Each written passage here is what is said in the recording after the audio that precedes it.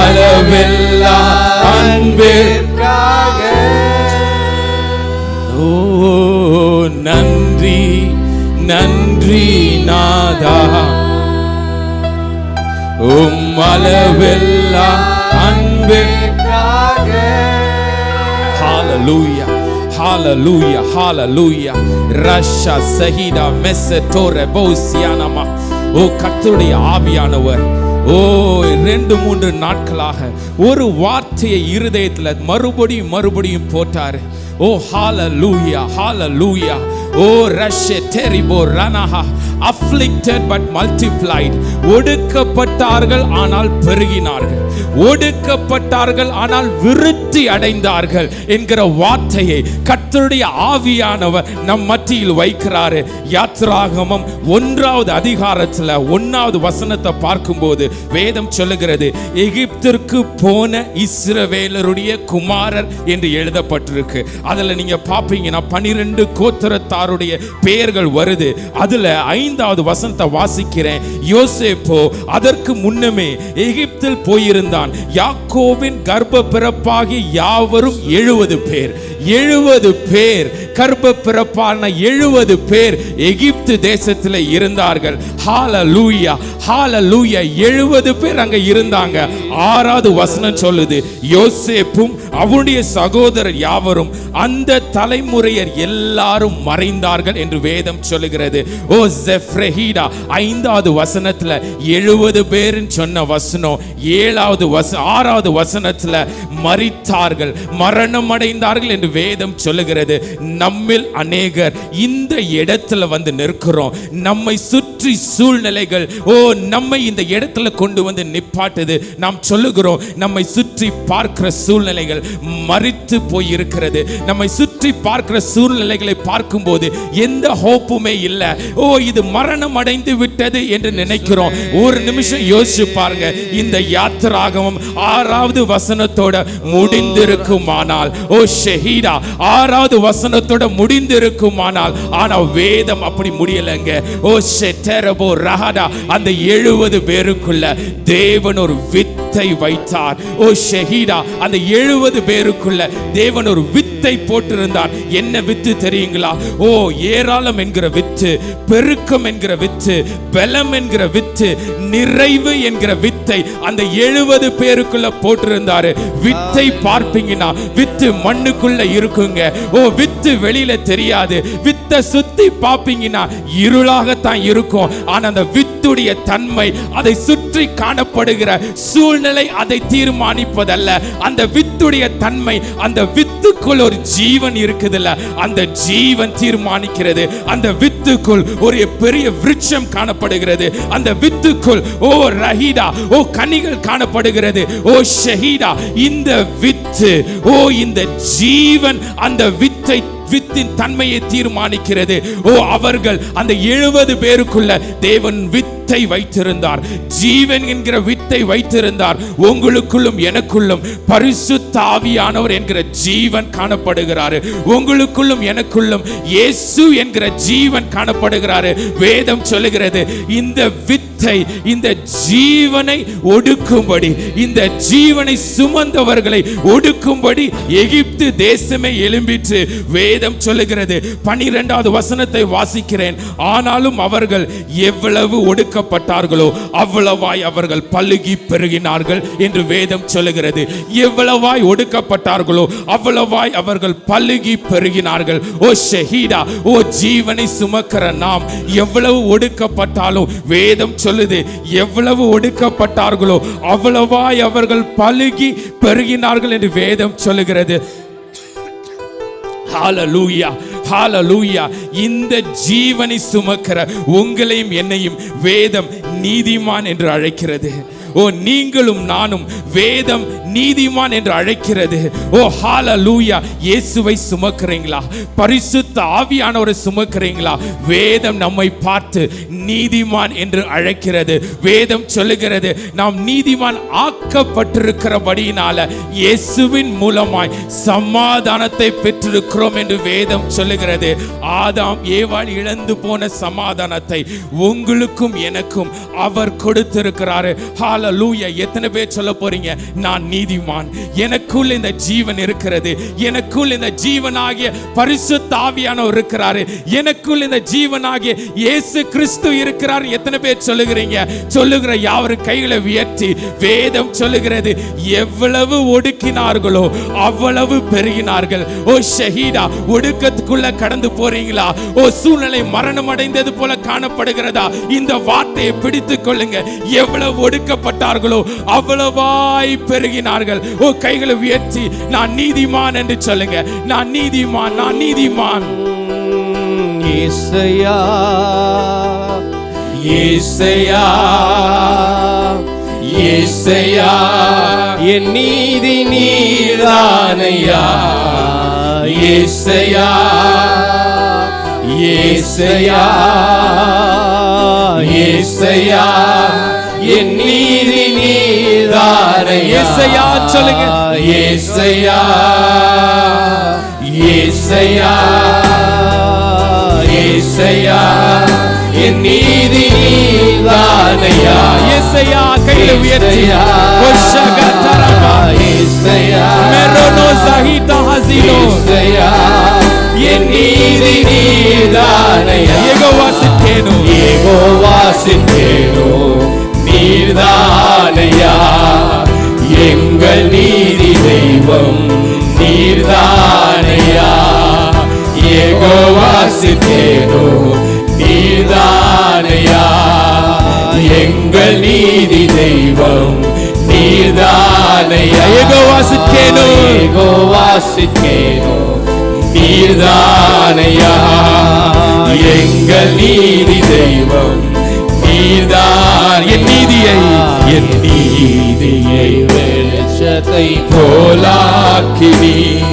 என் நியாயத்தை பட்ட பகல் போலாக்கி. சொல்லுங்க நீதியை. என் நீதியை வெளிச்சத்தை போலாக்குவீர். என் நியாயத்தை பட்ட பகல் போலாக்கி. உமக்காய் உமக்காய் காத்திருப்பேன். உம்மையே பற்றி கொள்ளுவேன். உணர்ந்து பாடுங்க. உம் வார்த்தையால் வார்த்தையால் திருப்தியாவே. உம் சமூகத்தில் அகமகிழ்வேன். உமக்காய் உமக்காய் காத்திருப்பேன். உம்மையே பற்றி கொள்ளுவேன். யாரையும் பார்க்காதீங்க. வார்த்தையால் திருப்தியாவே. உம் சமூகத்தில் அகமகிழ்வேன். கைகளை உயர்த்தி இயேசையா இயேசையா இயேசையா இயேசையா, என் நீதி என் நீதி நீர்தானையா. இயேசையா இயேசையா இயேசையா, என் நீதி நீர்தானையா. இயேசையா இயேசையா ரஷேதரபா, முழு இருதயத்தோடு முழு பலத்தோடு அவருடைய நீதியை கொடுத்து உங்களையும் என்னையும் அவர் நீதிமானாய் மாற்றி இருக்கிறாரே. இயேசையா, என் நீதி நீர்தானையா. யெகோவா சிக்கேனோ யெகோவா சிக்கேனோ நீர்தானையா. எங்கள் நீதி தெய்வம் நீர்தானையா. யெகோவா சிக்கேனோ நீர்தானையா.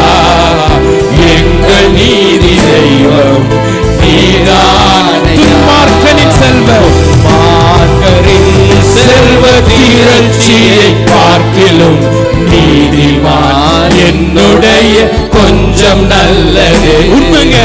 துன்மார்க்கரின் செல்வ தீரட்சியை பார்க்கிலும் நீதிமான் என்னுடைய கொஞ்சம். ஏன் தெரியுங்களா? துன்மார்க்கனுடைய இருதயத்துல இயேசு இல்லைங்க. உங்க இருதயத்துல, என் இருதயத்துல வானத்தையும் பூமியையும் படைத்த தேவன் வாசம் செய்கிறாரு. பார்க்கிலும் நீதிமான் என்னுடைய கொஞ்சம் நல்லது. நிரந்தர நிரந்தர சுதந்திரம் இது. கர்த்தர் எனக்கு கர்த்தர் எனக்கு நீ தந்தது. நித்தம் பெருகும் நித்தம் பெருகும் கிருபை கொண்டது. கர்த்தர் எனக்கு கர்த்தரே நீ தந்தது. நிரந்தர சுதந்திரம் இது. நித்திய ஜீவனை அவர் உங்களுக்கும் எனக்கும் சுதந்திரமாய் கொடுத்திருக்கிறார். நித்தம் பெருகும் கிருபை கொண்டது. கர்த்தர் எனக்கு நீ தந்தது. கைகளை உயர்த்தி இயேசுவை பார்த்து ஓ ஷேரபா லெசிடா ஹசனே ஓ ரமிஷா கதரபா என் ஜீவன் அவர் ஜீவனை கொடுத்து அவர் விலையை கிரயத்தை செலுத்தி உங்களுக்கும் எனக்கும் இந்த சமாதானத்தை வாங்கி கொடுத்திருக்காருங்க. யெசையா ஷேகரபா லசிடா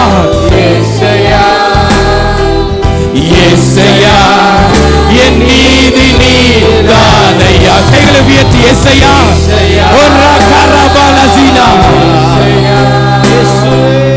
யெசையா என் நீதி நீதான். யெகோவா சிக்கேனு யெகோவா சிக்கேனு நீதானையா. எங்கள் நீதி தெய்வம் நீதானையா.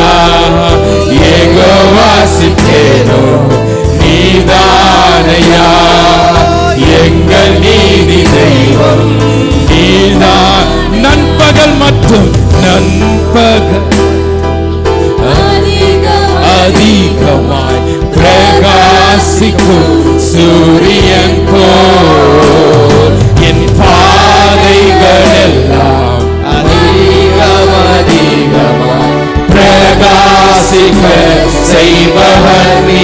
நண்பகல் மற்றும் நண்பகல் மற்றும் அதிகமாய் பிரகாசிக்கும் சூரியன் போல் என் பாதையில் என் பாதைகள்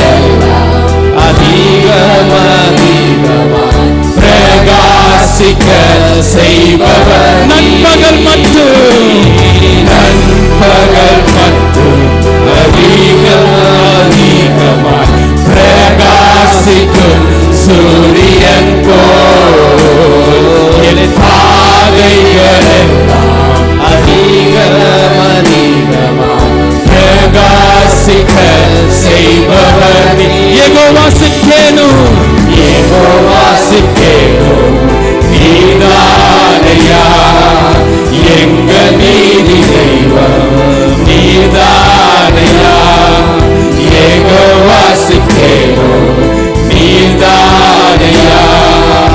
எங்கள் நீதி தெய்வம் நீதானையா. யெகோவா சிக்கேனு ஷரபா லசிடா நீதானையா. எங்கள் நீதி தெய்வம் நீதான். யெகோவா சிக்கேனு யெகோவா சிக்கேனு நீதானையா. எங்கள் நீதி தெய்வம் நீதான். இயேசுவே யெசையா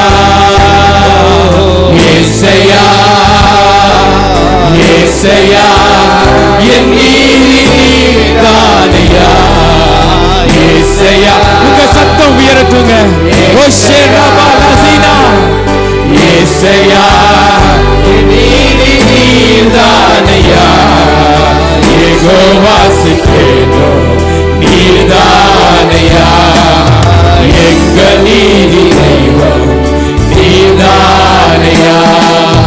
யெகோவா சிக்கேனு நீதானையா. எங்கள் நீதி தெய்வம் நீதான். யெகோவா சிக்கேனு யெகோவா சிக்கேனு நீதானையா.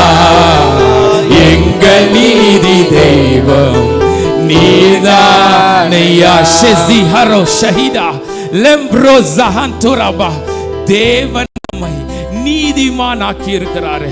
ஓ தேவன் நம்மை நீதிமானாய் பார்க்கிறாரு. ஷெலப்ரோ ஜஹீதா ஆபிரகாமுக்கு நீதிமானுடைய மேன்மை ஆபிரகாமுக்கு நல்லா தெரியுங்க. ஆபிரகாமுக்கு நீதிமானுக்கு தேவன் எப்படி பதில் கொடுப்பார் என்பது ஆபிரகாமுக்கு நல்லா தெரியுங்க.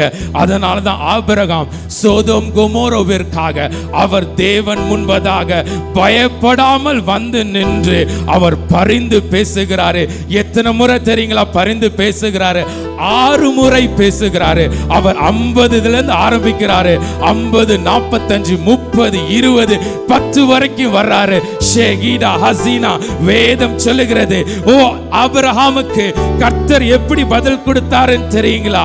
அதற்கு கர்த்தர், நான் சோதோமில் 50 நீதிமான்களை கண்டால் அவர்கள் நிமித்தம் அந்த ஸ்தலத்தை ரட்சிப்பேன் என்று சொன்னாரு. ரொம்ப ஆச்சரியமா இருந்துச்சுங்க. 50 நீதிமான் இருந்தா அந்த 50 நீதிமானை ரட்சிப்பேன் என்று அல்ல, அந்த 50 நீதிமான் நிமித்தமாக அந்த ஸ்தலத்தை அவர் ரட்சிக்கிறாரு. உங்க நிமித்தமாக நீங்க இருக்கிற ஸ்தலத்தை ரட்சிக்கிறாரு. உங்க நிமித்தமாக உங்க குடும்பத்தை ரட்சிக்கிறாரு. உங்க நிமித்தமாக நீங்க இருக்கிற அந்த தெருவை அவர் ரட்சிக்கிறாரு. ஓ ஷஹீடா, அடுத்தது கர்த்தர் சொல்றாரு, நான் ஓ ஷஹீடா ஹசீனா கர்த்தர் சொல்றாரு. பின்னும் அவருடைய பேசி 40 நீதிமான்கள் அங்கே காணப்பட்டாலோ அதற்கு கர்த்தர் சொல்றாரு, 30 நீதிமான்கள் அங்கே இருந்தா கூட நான் அதை அழிப்பதில்லை என்று சொல்லுகிறாரு. ஓ ஷஹீடா, நீதிமான்கள் நிமித்தமாக அவர் ரட்சிக்கிறவராய் காணப்படுகிறாரு. நீதிமான்கள் நிமித்தமாக அவர் அழிவை கொண்டு வராமல் இருக்கிறாரு. ஓ ஷஹீடா ஹசீனா, வேதத்துல எசேக்கியேலை நீங்க வாசிக்கும் போது எசேக்கியேல் திறப்பிலே நிற்கும்படி அவர் வந்து அந்த இடத்துல சொல்றாரு, நீர் அழிப்பீரோ, உம்முடைய ஜனத்தை அழிப்பீரோ. எசேக்கியேலை கர்த்தர் சொல்றாரு, திறப்பிலே நிற்பதற்கு ஒருவனை தேடினேன், ஒருவனையும் காணேன் என்று சொல்கிறாருங்க. ஒருவனையும் காணேன் என்று அவர் சொல்கிறாரு. ஓ ஹalleluya, திறப்பிலே நிற்கும்படி அவர் நம்மை அழைத்திருக்கிறார். ஓ ஷஹீடா ஹசீனா தோரோபோ. ஓ தேவன் எல்லாருக்கும் ஈக்குவலா ஒரு தாளந்தை கொடுத்திருக்கிறார். என்ன தெரியுங்களா? ஜெபம் என்கிற தாளந்தை எல்லாருக்கும் கொடுத்திருக்கிறாரு. ஓ ஷஹீடா, ஜெபிப்பதற்கு வேண்டியது பரிசுத்த ஆவியானவர் வேணும். ஜெபிப்பதற்கு வேண்டியது உங்க இருதய வேணும். ஜெபிப்பதற்கு வேண்டியது ஒரு இரு கரங்கள் வேணும். ஜெபிப்பதற்கு வேண்டியது ஒரு உதடு நாக்கும் வேணும். ஜெபிப்பதற்கு வேண்டியது கால்களும் முழங்கால்களும் வேணும். இவ்வளவும் ஒருத்தர்கிட்ட இருக்குமானால் ஓ ஷஹீடா, ஓ ரெபோ ஷஹீனா, ஜெபிக்க முடியாது என்கிற எக்ஸ்கியூஸை கொடுக்க முடியாது. நாம் வேணும்னா சொல்லலாம், எனக்கு வரங்கள் இல்லைன்னு சொல்லிடலாம். நீங்க ஈஸியா, எனக்கு பாட தெரியாதுன்னு சொல்லிடலாம், எனக்கு பிரசங்கம் பண்ண தெரியாதுன்னு சொல்லிடலாம், எனக்கு மியூசிக் தெரியாதுன்னு சொல்லிடலாம். ஜெபிக்க தெரியாதுன்னு மட்டும் நாம சொல்ல முடியாது. அவர் ஜெபிக்கிற தாளந்தை எல்லாருக்கும் சமமாக கொடுத்திருக்கிறாரு. ஓ மத்தேயுல தேவன் தாளந்துகளை குறித்து சொல்லும்போது, ஓ ரஹீடா, ஒரு எஜமான தாளந்தை கொடுக்கிறாரு. ஒருத்தன் கையில 5 தாளந்தை கொடுக்கிறாரு, ஒருத்தன் கையில 2 தாளந்தை கொடுக்கிறாரு. வேதம் சொல்லுகிறது, 5 தாளந்தை கொடுத்தவன் மற்ற 5 தாளந்தை கொண்டு வந்து கொடுத்தான். 2 தாளந்தை கொடுத்தவன் மற்ற 2 தாளந்தை கொண்டு வந்து கொடுத்தான். அந்த எஜமானன் வந்து நின்று, தேவன் அந்த இடத்துல வந்து நின்று அந்த 5ஐயும் பார்க்கல, அந்த 2ஐயும் பார்க்கல. அவர் என்ன தெரியுமாங்க சொன்னாரு? ஓ ஷஹீடா ரபோ ஷசியான் தோரோபோ. அவர் சொன்ன பதில நான் வாசிக்கிறேன். அவனை நோக்கி, நல்லது உத்தமமும் உண்மையும் உள்ள ஊழியக்காரனே, கொஞ்சத்தில் உண்மையாயிருந்தாய், அநேகத்தின் மேல் உன்னை அதிகாரியாக வைப்பேன், உன் எஜமானுடைய சந்தோஷத்துக்குள் பிரவேசி என்று அவர் சொன்னாரு. இதே வார்த்தையை தான் 2 தாளந்துகள் கொண்டு வந்து கொடுத்தானல்ல, அவனுக்கு இதே வார்த்தையை தான் சொல்றாரு. அவர் 5ஐயும் 2ஐயும் பார்க்கலங்க, 5ஐயும் 2ஐயும் கொண்டு வந்த அந்த நபருடைய இருதயத்தை பார்த்தார். அந்த இருதயம் எப்படி தெரியுமாங்க இருந்தது? நான் என் தேவனுக்கு 100% கொடுப்பேன். ஓ ஷஹீடா, 5 அல்ல 2 அல்ல, 5 கொடுத்தவன் 5ஐ கொண்டு வந்து கொடுத்தான். 2ஐ கொடுத்தவன் 2ஐ கொண்டு வந்து கொடுத்தான். கொடுத்தான். அவர்களுடைய இருதயத்தை தேவன் பார்த்தார். இருதயத்தில் அவர்கள் நினைத்திருந்தார்கள், நான் இந்த தேவனுக்கு 100% கொடுப்பேன். 5க்கு 5 100%, 2க்கு 2 100%. 100% எதை தெரியுமாங்க காமிக்குது? முழு இருதயம். முழு இருதயம் தாங்க 100%. இந்த 100%த்தை எப்போ நாம தேவனுக்கு கொடுக்க ஆரம்பிக்கிறோமோ அவர் நம்மை பார்த்து உண்மையும் உத்தமம் உள்ள ஊழியக்காரன் என்று அழைப்பார். ஓ ஷஹீடா ஹசீனா, ஓ 5ஐ கொடுத்தவன் 5ஐயும் சேர்த்து கொண்டு வந்து கொடுத்தான். 2 கொண்டு வந்து கொடுத்தான். முழு இருதயத்தோடு தேவனுக்கு கொடுக்கும்படி அவர்கள் வந்து நின்றார்கள். ஓ ஷஹீடா, இந்த வேளையில கர்த்தர் நம்மிடத்தில் எதிர்பார்க்கிறது என்ன தெரியுங்களா? ஜெபிக்கும்படி எதிர்பார்க்கிறார். திறப்பிலே நிற்கும்படி அவர் எதிர்பார்க்கிறார். முழு இருதயத்தோடு தேவனுடைய சமூகத்தில் வந்து ஜெபிக்கும்படி. நீதிமானா இருக்கிற நீங்க திறப்பிலே நிற்காவிட்டால், நீதிமானா இருக்கிற நீங்க வாசலை அடைக்காவிட்டால், ஓ ஷஹீடா, உங்களை சுற்றி இருக்கிறவர்கள் அழிஞ்சு போயிடுவாங்க. உங்களை சுற்றி இருக்கிறவர்களுக்கு ரட்சிப்பு வராது. ஹalleluya. இந்த வேளையில ஜெபமாக பாட போற கைகளை உயர்த்தி, நான் திறப்பில் நிற்கிறேன் அப்பா, என் குடும்பத்திற்காக நிற்கிறேன், என் ஸ்தலத்திற்காக நிற்கிறேன், என் ஜனத்திற்காக நிற்கிறேன், என் தேசத்திற்காக நிற்கிறேன். முழு இருதயத்தோடு வந்து நிற்பேன் ராஜா. என் தலையெல்லாம் தண்ணீராகணும், என் கண்கள் எல்லாம் கண்ணீராகணும். என் தலையெல்லாம் தண்ணீராகணும், என் கண்கள் எல்லாம் கண்ணீராக. என் தலையெல்லாம், என் தலையெல்லாம் தண்ணீராகணும், என் கண்கள் எல்லாம் கண்ணீராக. என் தலையெல்லாம், என் தலையெல்லாம் தண்ணீராகணும், என் கண்கள் எல்லாம் கண்ணீராக. நான் கதறி ஜெபித்திட, கண்ணீரோடு ஜெபித்திட, நான் கதறி ஜெபித்திட, கண்ணீரோடு ஜெபித்திட, நான் கதறி ஷஹீடா ஹசீனா, கண்ணீரோடு ஜெபித்திட. நீங்க நீதிமான் என்பதை மறந்து போயிடாதீங்க. உங்க மேலே என் மேலே தேவன் ஜெபம் என்கிற அழைப்பை வைத்திருக்கிறாரு. ஷஹீடா, நாம் திறப்பிலே நிற்காவிட்டால் யாரு நிற்பார்?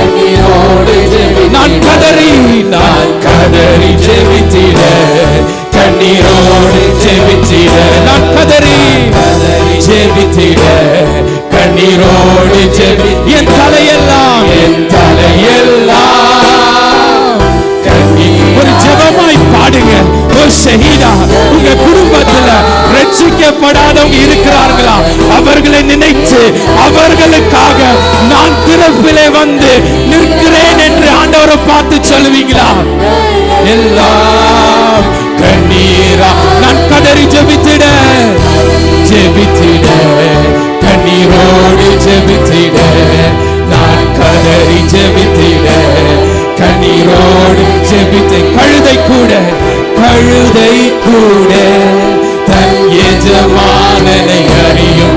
என் தேசத்து ஜனங்கள் உம்மை மறந்தார்களே. கழுதை கூட தன் எஜமானனை அறியும். என் தேசத்து ஜனங்கள் உம்மை மறந்தார். கழுதை கூட, கழுதை. கர்த்தர் இந்த வார்த்தையை சொல்லுகிறாரு. இந்த மனுஷனும் சொல்லுங்க, தேவன் சொல்றாரு, மறந்தார்கள். கழுதை கூட, கழுதை கூட தன் எஜமானனை அறியும். என் தேசத்து ஜனங்கள் உம்மை மறந்தார். இதோ இதோ அழியும் என் ஜனங்களுக்காய் தினம் அழுது ஜெபிக்கணுமே. இதோ அழியும் என் ஜனங்களுக்காய் நான் அழுது ஜெபிக்கணுமே. இதோ அழியும் என் ஜனங்களுக்காய் தினம் அழுது ஜெபிக்கணுமே. நான் கதறி ஜெபித்திட, கண்ணீரோடு ஜெபித்திட, நான் கதறி ஜெபித்திட, கண்ணீரோடு என் தலையெல்லாம் தண்ணீராகணும். என் கண்கள் எல்லாம் திறப்பிலே நிற்கும்படி அவர் 1,00,000 பேரையோ 10,000 பேரையோ தேடலங்க, ஒருவனை அவர் தேடுகிறாரு. நீங்க அந்த ஒருவனா இருப்பீங்களா? நீங்க அந்த ஒருவனா இருப்பீங்களா? கைகளை உயர்த்தி சொல்லுங்க, நான் நிற்கிறேன் ராஜா, திறப்பிலே நிற்கிறேன் ராஜா, என் கூட்டத்திற்காக நிற்கிறேன், என் ஜனத்திற்காக நிற்கிறேன். கண்ணீரோடு ஜெபி தேசம் எல்லாம் இரத்த வெள்ளம் கண்டு என் ஜனங்கள் சிதறி சிறையானார். ஓ தேசமெல்லாம் கண்டு என் ஜனங்கள் சிதறி சிறை. தேசம் எல்லாம் நம்மளை சுத்தி யுத்தங்கள் நடக்குதுங்க. இந்த யுத்தம் உங்க கதவுக்கும் என் கதவுக்கும் வர்றதுக்கு ரொம்ப நாள் கிடையாது. தேசம் எல்லாம் வேதம் சொல்லுகிறது, தேசத்திற்கு விரோதமாக கடைசி நாட்கள்ல எழும்பி வரும் என்று சொல்லுகிறது. ஐயோ அழகான என் தேசமே, நீ அலங்கோலமானது. ஐயோ அழகான என் தேசமே, நீ அலங்கோலமானது. ஐயோ ஐயோ அழகான என் தேசமே, நீ அலங்கோலமானது. நான் கதறி ஜெபிச்சிட, கதறி ஜெபி. ஓ ஷஹீதா லெப்ரோ சஹீனா, ஓ பரிசுத்த ஆவியானவர் நம் மத்தியில உலாவிக் கொண்டிருக்கிறாரு. ஓ ஷஹீதா, அவர் இந்த பாரத்தை நம்முடைய இருதயத்துல போடுகிறவராய் அவர் நம் மத்தியில உலாவிக் கொண்டிருக்கிறாரு. ஓ ஷஹீதா, ஓ திறப்பில நிற்கிற ஒரு அபிஷேகத்தை அவர் இந்த சபையின் மத்தியில அவர் வைத்திருக்கிறாரு. எத்தனை பேர் கைகளை உயர்த்தி கைகளை தட்டி இந்த அபிஷேகத்தை பெற்றுக் கொள்ள போறீங்க? திறப்பிலே நிற்கிற ஒரு அபிஷேகம். நான் கதறி ஜெபிச்சிட, கண்ணீரோடு ஜெபிச்சிட, நான் கதறி ஜெபிச்சிட, கண்ணீரோடு ஜெபிச்சிட. தேடி சென்றேன் ஒருவன் தேசம் எங்கும், திறப்பில் நிற்க ஒருவன் காணேன் என்று. தேடி சென்றேன் ஒருவனை தேசம் எங்கும், திறப்பில் நிற்க ஒருவனை காண. தேடி சென்றேன். நாளைக்கு நம்ம தேசமே ரிபப்ளிக் டே கொண்டாட போகுது. ஓ ஷஹீதா, தேசம் விடுதலை ஆயிடுச்சுங்க. ஓ ஷஹீதா, ஆனா தேசம் இயேசுவுக்காக இன்னைக்கு எழும்புதோ அப்பதான் மெய்யான விடுதலை அடைய போறாங்க. நம்மை சுற்றி இருக்கிற ஜனம் இயேசுவை கண்டு கொள்ளக்கூடிய நாட்கள் அவர்களுக்கு சீக்கிரமாக வரணும் என்கிற ஜெபத்தோடு ஒருவரை காண கைகளை உயர்த்தி இதோ அடியே ஜெப ஆவியை ஊற்றுமையா, இதோ அடியே நான் இருக்கின்றேன். ஜெப ஆவியை ஓ வாய்களை திறந்து கேளுங்க. ஓ ஷஹீதா, தேவன் நமக்கு இந்த பாரத்தை கொடுக்காவிட்டா நமக்கு இந்த பாரம் வராது. ஒரு நீதிமானுக்கு தேசத்தை குறித்ததான பாரம் இல்லை என்றால் ஓ ஷஹீதா, அவனை பிரித்து எடுத்ததற்கான நோக்கம் நிறைவேறாது. ஜெப ஆவியை ஊற்றுமையா சொல்லுங்க. இதோ அடியே நான் இருக்கின்றேன். ஜெப ஆவியை ஊற்றுமையா. கேட்பீங்களா? இதோ அடியே நான் இருக்கின்றேன். ஜெப ஆவியை ஊற்றுமையா. இதோ அடியேன், இதோ அடியேன் நான் இருக்கின்றேன். ஜெப ஆவியை ஊற்றுமையா. நான் கதறி ஜெபித்திட, நான் கதறி ஜெபித்திட கண்ணீரோடு ஒரு மனதோட இந்த சத்தத்தை எழுப்புவீங்களா? ராஜா, நான் கதறி ஜெபிக்கிற ஆண்டவரே, என் தேசத்திற்காக நான் நிற்கிறேன், என் மாநிலத்துக்காக நிற்கிறேன், என் தெருவுக்காக நிற்கிறேன், என் குடும்பத்துக்காக நிற்கிறேன். ஓ ஷஹீடா லமிஷா செட்டோரபோ ஜெபித்திட, நான் கதறி ஜெபித்திட கண்ணீரோடு ஜெபித்திட, நான் கதறி ஜெபித்திட கண்ணீரோடு ஜெபித்திட. எசேக்கியேல் கர்த்தர் தூதனிடத்துல சொன்னாரு, புலம்பி அழுகிறவர்கள் நெற்றியில ஒரு அடையாளத்தை போடு என்று சொன்னார். எத்தனை புலம்பி அழுறீங்களா? ஓ, திறப்பிலே நிற்கிறீங்களா? உங்க ஜனத்திற்காக, உங்க குடும்பத்திற்காக ஜெபிப்பேன் என்கிற தீர்மானத்தோடு நிற்கிறீங்களா? ஓ, வேதம் சொல்லுகிறது நம் நெற்றியில ஒரு அடையாளத்தை போடுகிறாரே. ஓ ஷஹீடா, அடையாளத்தை போட்டிருக்கிறவர்களை தொடக்கூடாது. ஓ ரஷஹீடா, அவர்கள் பாதுகாக்கப்பட வேண்டும் என்று கர்த்தர் அந்த தூதனிடத்துல சொன்னாரு. கதறி ஜெபிப்பீங்களா? ஓ, புலம்பி அழுகிற ஜனமே, உங்க நெற்றியில் அவர் இந்த அடையாளத்தை போடுகிறாரு. ஓ ஷஹீடா, ஓ கடைசி முறை கைகளை உயர்த்தி, நான் கதறி ஜெபித்திட கண்ணீரோடு ஜெபித்திட, நான் கதறி ஜெபித்திட கண்ணீரோடு ஜெபித்திட, நான் கதறி ஜெபித்திட கண்ணீரோடு ஜெபித்திட. ஷஸஹீடா, ஆண்டவரே முழு இருதயத்தை கொடுங்க ஆண்டவரே. அப்பா, நீர் எங்களுக்கு ஜெபிக்கிற அழைப்பை கொடுத்திருக்கீங்க ஆண்டவரே, ஜெபிக்கிற தாளந்தை கொடுத்திருக்கீங்க ஆண்டவரே. எப்படி இந்த 5 தாளந்து பெற்றவன் 100% கொண்டு கொடுத்தானோ, எப்படி இந்த 2 தாளந்தை பெற்றவன் 100% கொண்டு கொடுத்தானோ. ஓ, முகத்தை பார்க்கிற தேவன் அல்ல, இருதயத்தை பார்க்கிற தேவன் நீர். முழு இருதயத்தோடு ஓ உங்க சமூகத்தில் நாங்க வந்து ஜெபிக்கும் போது, ஓ ரஃபீடா, உண்மையும் உத்தமமான ஊழியக்காரன் என்கிற அழைப்பை எங்களுக்கு நேராக நீங்க பேசுவீங்க ராஜா. ஆண்டவரே, உங்க வார்த்தையில எங்களை பாராட்டி ஒரு வார்த்தை எங்க காதுகளை விழுமானா வேற என்ன ராஜா எங்களுக்கு வேணும்? எங்களை சமர்ப்பிக்கிறோம் ராஜா, எங்களை அர்ப்பணிக்கிறோம் ஆண்டவரே. சபையாய் நாங்க இந்த வேளையில் அர்ப்பணிக்கிறோம் ஆண்டவரே. தேசம் நாளைக்கு கொண்டாட போகுது. ஓ ஷஹீடா ஹசீனா, ஆனா நம்மளை சுற்றி இருக்கிறவர்களோ இயேசுவை அறிந்து கொள்ளவில்லை. உங்களுக்கும் எனக்கும் நித்திய ஜீவன் உண்டு, அவர்களுக்கோ நித்திய மரணம் இருக்கிறது. ஒரு முறை யோசித்து பாருங்க. ஓ, நம்மளை சுற்றி இருக்கிறவர்கள் நித்திய நரகத்திற்கு போவதை கற்பனை பண்ணி பார்க்க முடியுதா?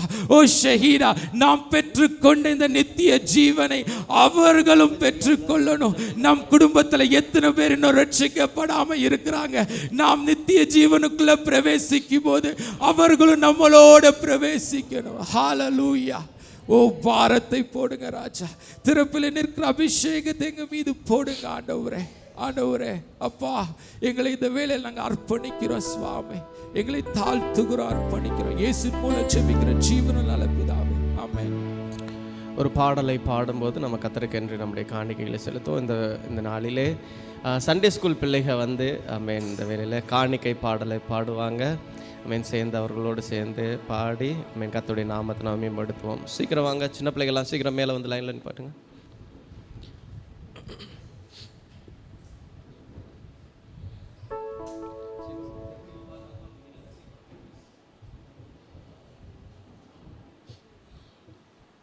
மைக் எடுத்து போடுறேன்.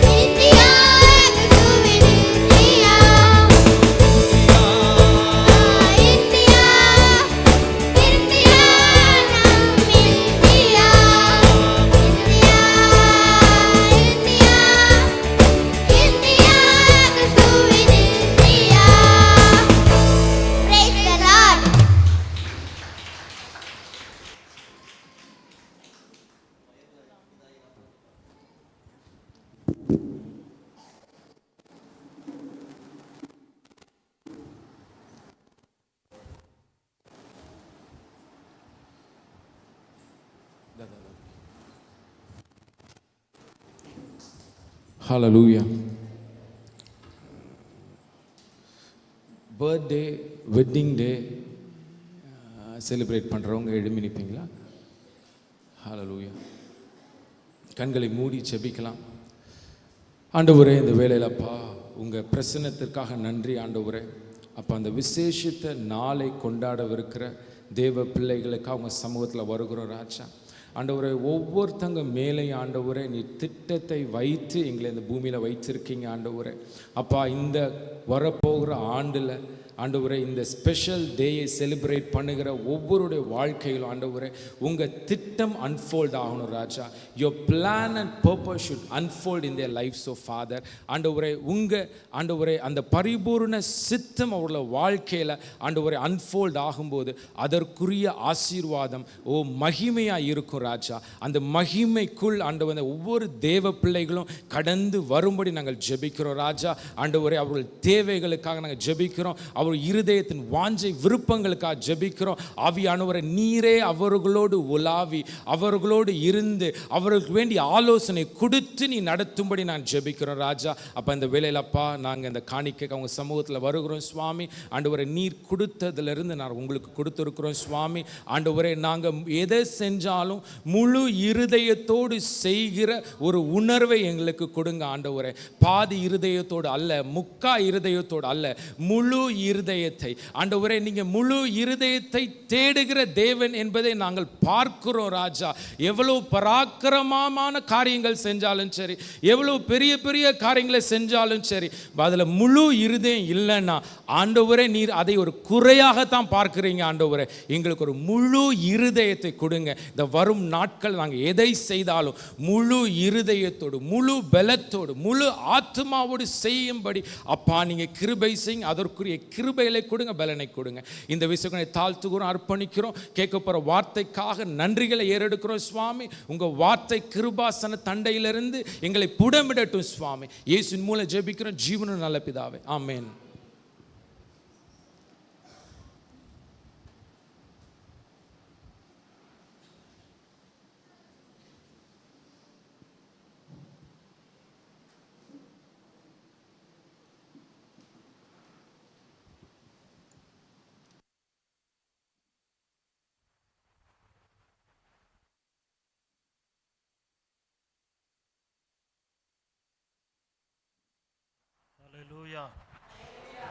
ஹல்லேலூயா.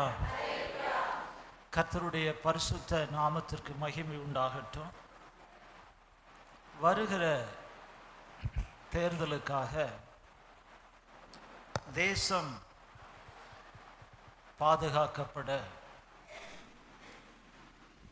எல்லா பட்டணங்களிலும் தேவனுடைய சபை ஊழியர்கள் எல்லாரும் இணைந்து ஆண்டவரே இந்த தேசத்திற்கு, இந்த தேசத்தின் ஜனத்திற்கு, தேசத்தின் மீது நல்ல ஆட்சி செய்கிறவர்கள் வேண்டும் அப்படின்னு எல்லா இடங்களிலும் ஜெபம் ஒழுங்கு செய்யப்பட்டிருக்கிறது. சபை பாகுபாடு இல்லாமல் எல்லாரும் ஒன்றாக இணைந்து ஜெபித்தா எப்படி அந்த எஸ்தர் நாட்களில் தேசத்தில் மாற்றத்தை கொண்டு வந்தாரோ அதுபோல மாற்றத்தை தேவனால் தர முடியும் அப்படின்னு விசுவாசித்து ஜெபம் ஆங்காங்கே ஒழுங்கு செய்யப்பட்டிருக்கிறது. டிஸ்ட்ரிக்ட் அளவில், மாவட்ட அளவில், பட்டணங்கள் தோறும் ஒழுங்கு செய்யப்பட்டு வருகிற 26ஆம் தேதி, இன்னைக்கு தேதி என்ன? நாளைக்கு 26ஆம் தேதி எல்லாரும் ஒன்றாக நாம் இணைந்து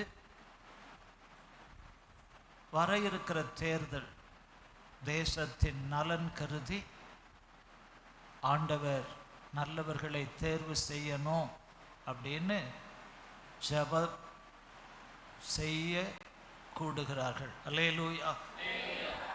இப்போ நாம் இந்த தேசத்தில் வாழுறோம், நாம் இந்த இந்தியாவில் இருக்கிறோம்.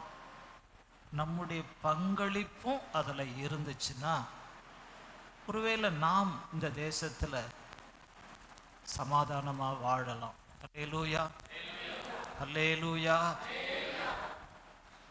இன்னொன்று ஆண்டவர் சொல்லியிருக்கிறார், தேசத்தின் சமாதானத்துக்காக வேண்டிக் கொள்ளுங்க, அப்போ உங்களுக்கு சமாதானம் இருக்கும்னு சொல்லியிருக்கார். அல்லேலூயா. தேர்தல் எப்படியோ நடக்க போகுது, நமக்கு என்ன அப்படின்னு நம்ம இருக்கக்கூடாது.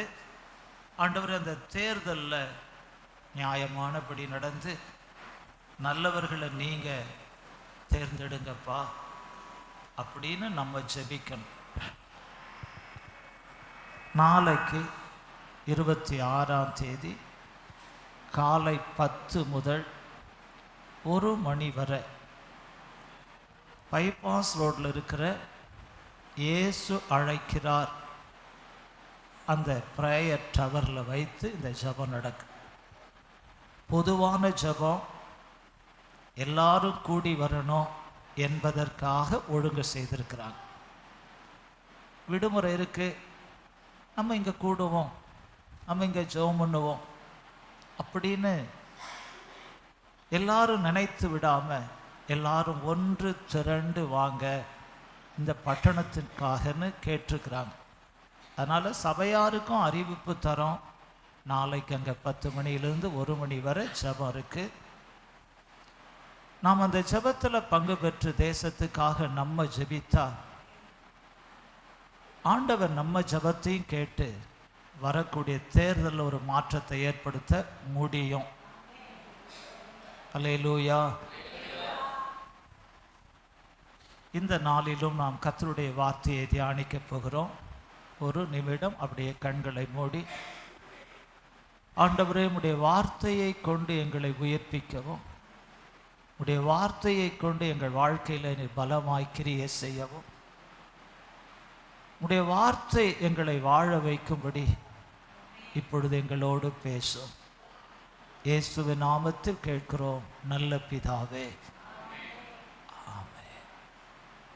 ஏசாயா தீர்க்கதரிசன புத்தகம் 41ஆம் அதிகாரம்.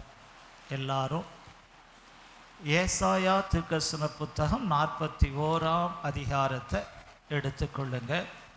சொல்லப்படும் வசனத்தை ஒருவர் வாசிக்கும் போது நாம் எல்லாரும் அந்த வசனத்தை சற்று கவனிப்பது நமக்கு நல்லது. அல்லேலூயா.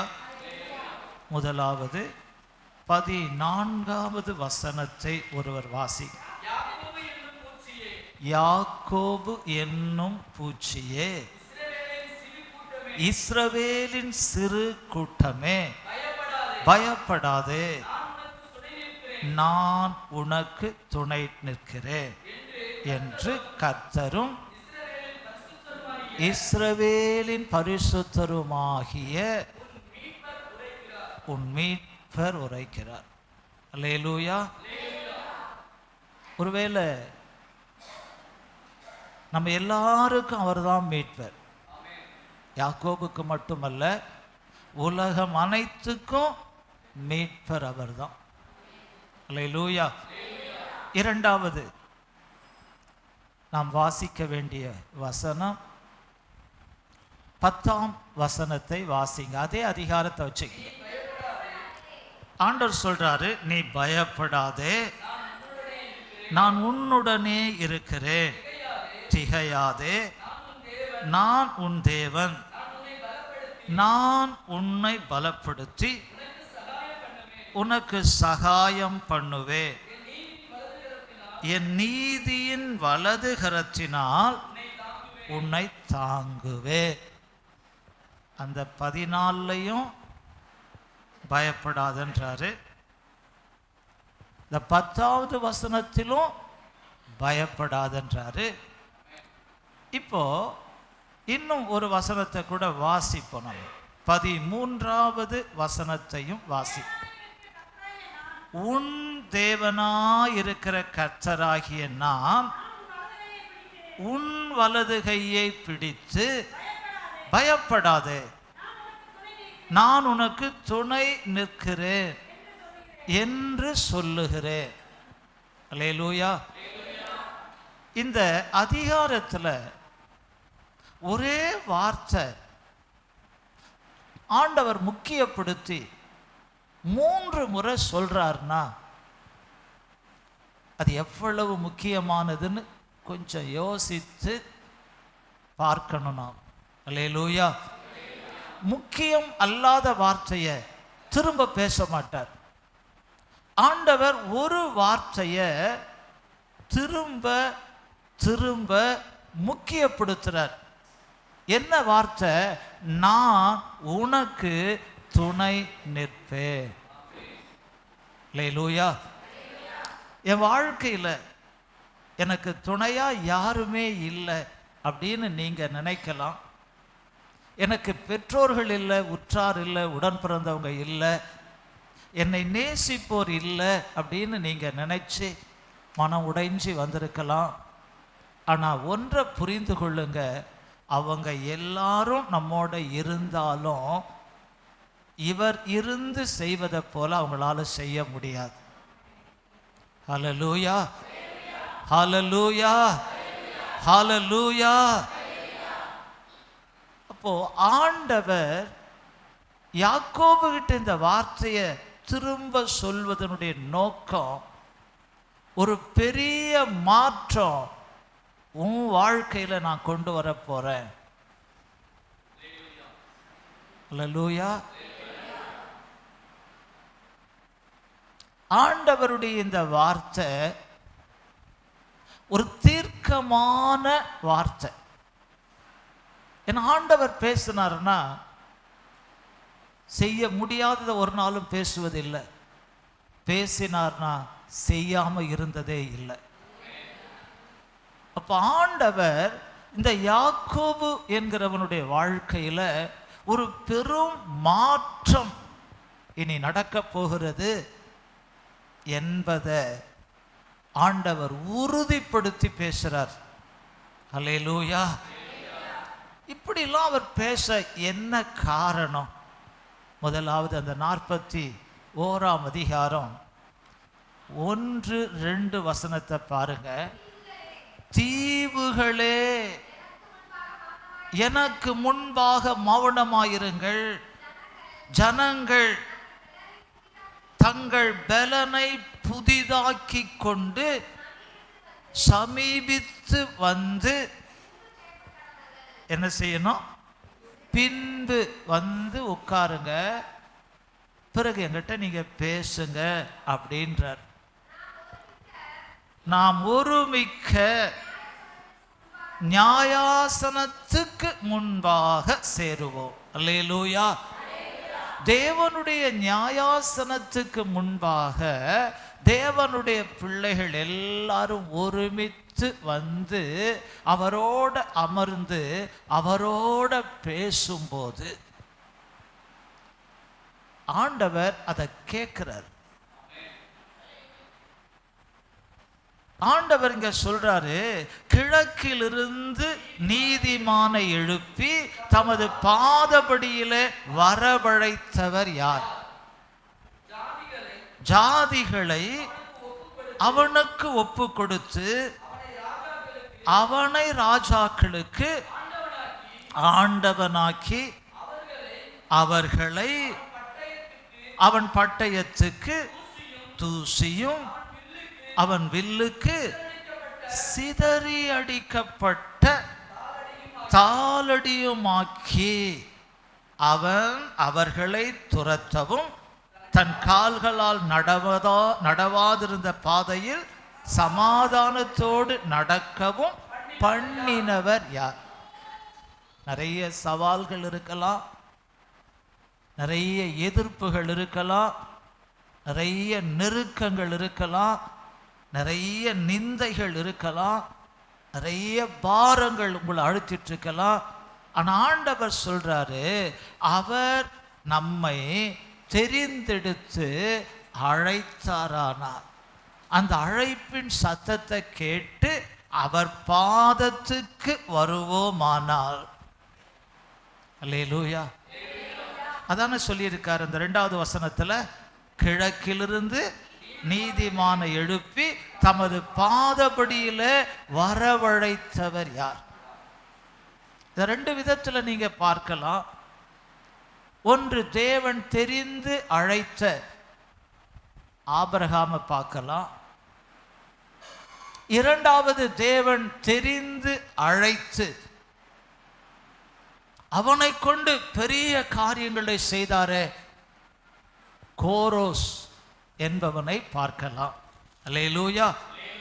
45 அதை வாசிப்ப 44ஆம் அதிகாரம் கடைசியில சொல்றாரு, கோரேசை குறித்து, அவன் என் மேய்ப்பன், அவன் எருசலேமை நோக்கி நீ கட்டப்படு என்றும், தேவாலயத்தை நோக்கி நீ அஸ்திபாரப்படு என்றும் சொல்லி எனக்கு பிரியமானதை எல்லாம் நிறைவேற்றுவான் என்று சொல்லுகிறவர் நான்.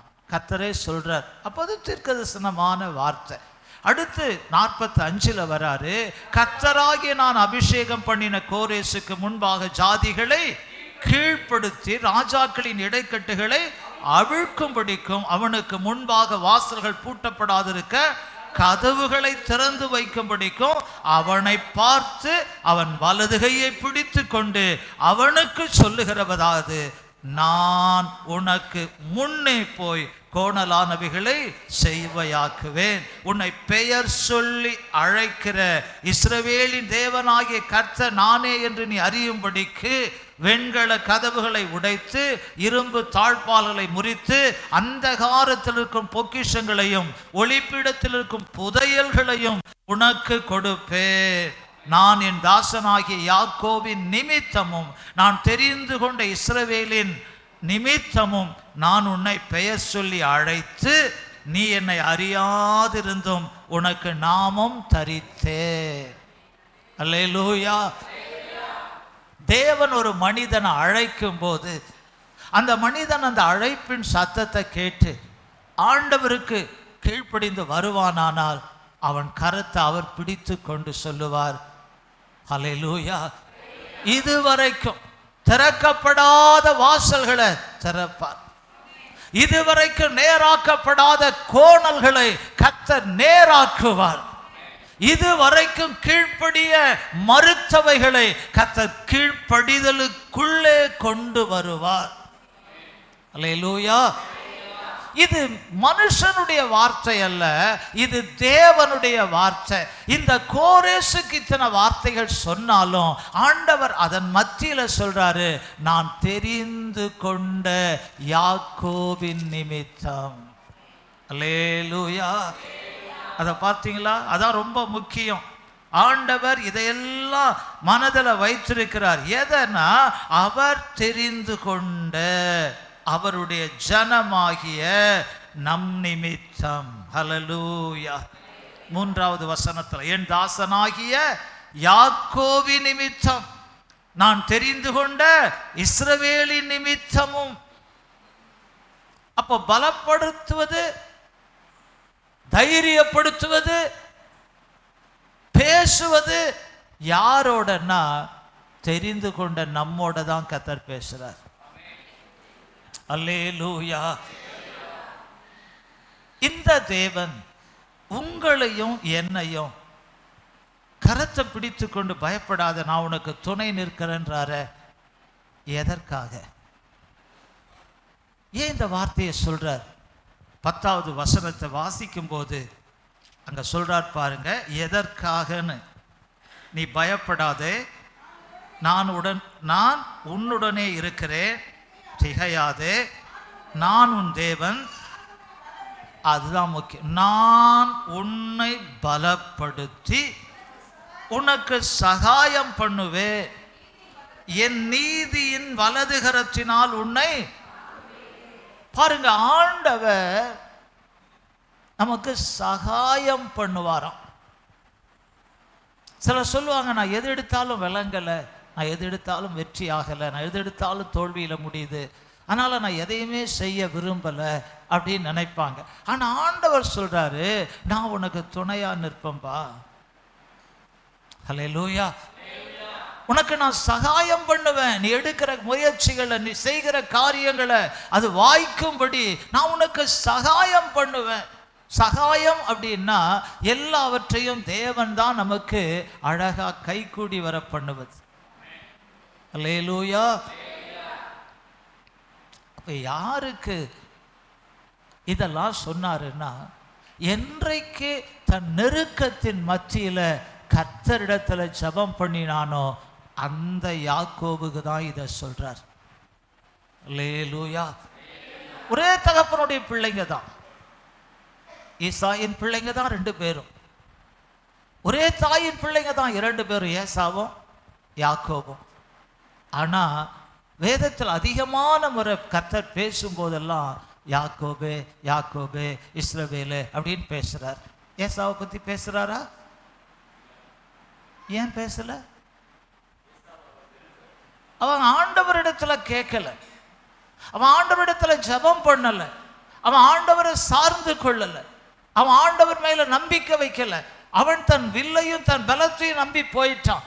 அதனால அவனோடு கர்த்தர் பேசல. நன்றாய் புரிந்து கொள்ளுங்கள், நம் தேவன் நாம் உண்மையிலேயே ஆண்டவரோடு பேசுகிற அனுபவத்துக்குள்ள வந்துட்டா நம்மோடு அவர் பேசிக்கொண்டே இருப்பார். அதனால்தான் சொல்றார், யாக்கோபே நீ தனித்தவனாயிருந்த போது, கைவிடப்பட்ட போது, உன் வாழ்க்கை இருள் சூழ்ந்திருந்த போது என்னோட பேசணும் இல்ல, நான் உன்னோட பேசுறேன், நான் உனக்கு சகாயம் பண்ணுவேன். எத்தனை வருட பிரச்சனையோட நீங்க இங்க வந்து அமர்ந்திருந்தாலும், எத்தனை ஆண்டுகள் தீர்க்க முடியாத வியாதியோடு நீங்க இங்க அமர்ந்திருந்தாலும், எத்தனை ஆண்டுகள் முயற்சித்தும் ஒரு மாற்றமும் இல்லாத நிலையில நீங்க இங்க அமர்ந்திருந்தாலும், உங்களோடு பேசுகிற கர்த்தர் மாற்றத்தை உண்டு பண்ண வல்லமை உள்ளவர். முதல்ல நம்பணும் நம்ம. அல்லேலூயா. இந்த 3 வசனத்தையும் வாசித்தோம் இல்லைங்களா? 41ஆம் அதிகாரம் 14, 10, 13 இவைகள் எல்லாவற்றிலும் ஒரு வார்த்தை வருது.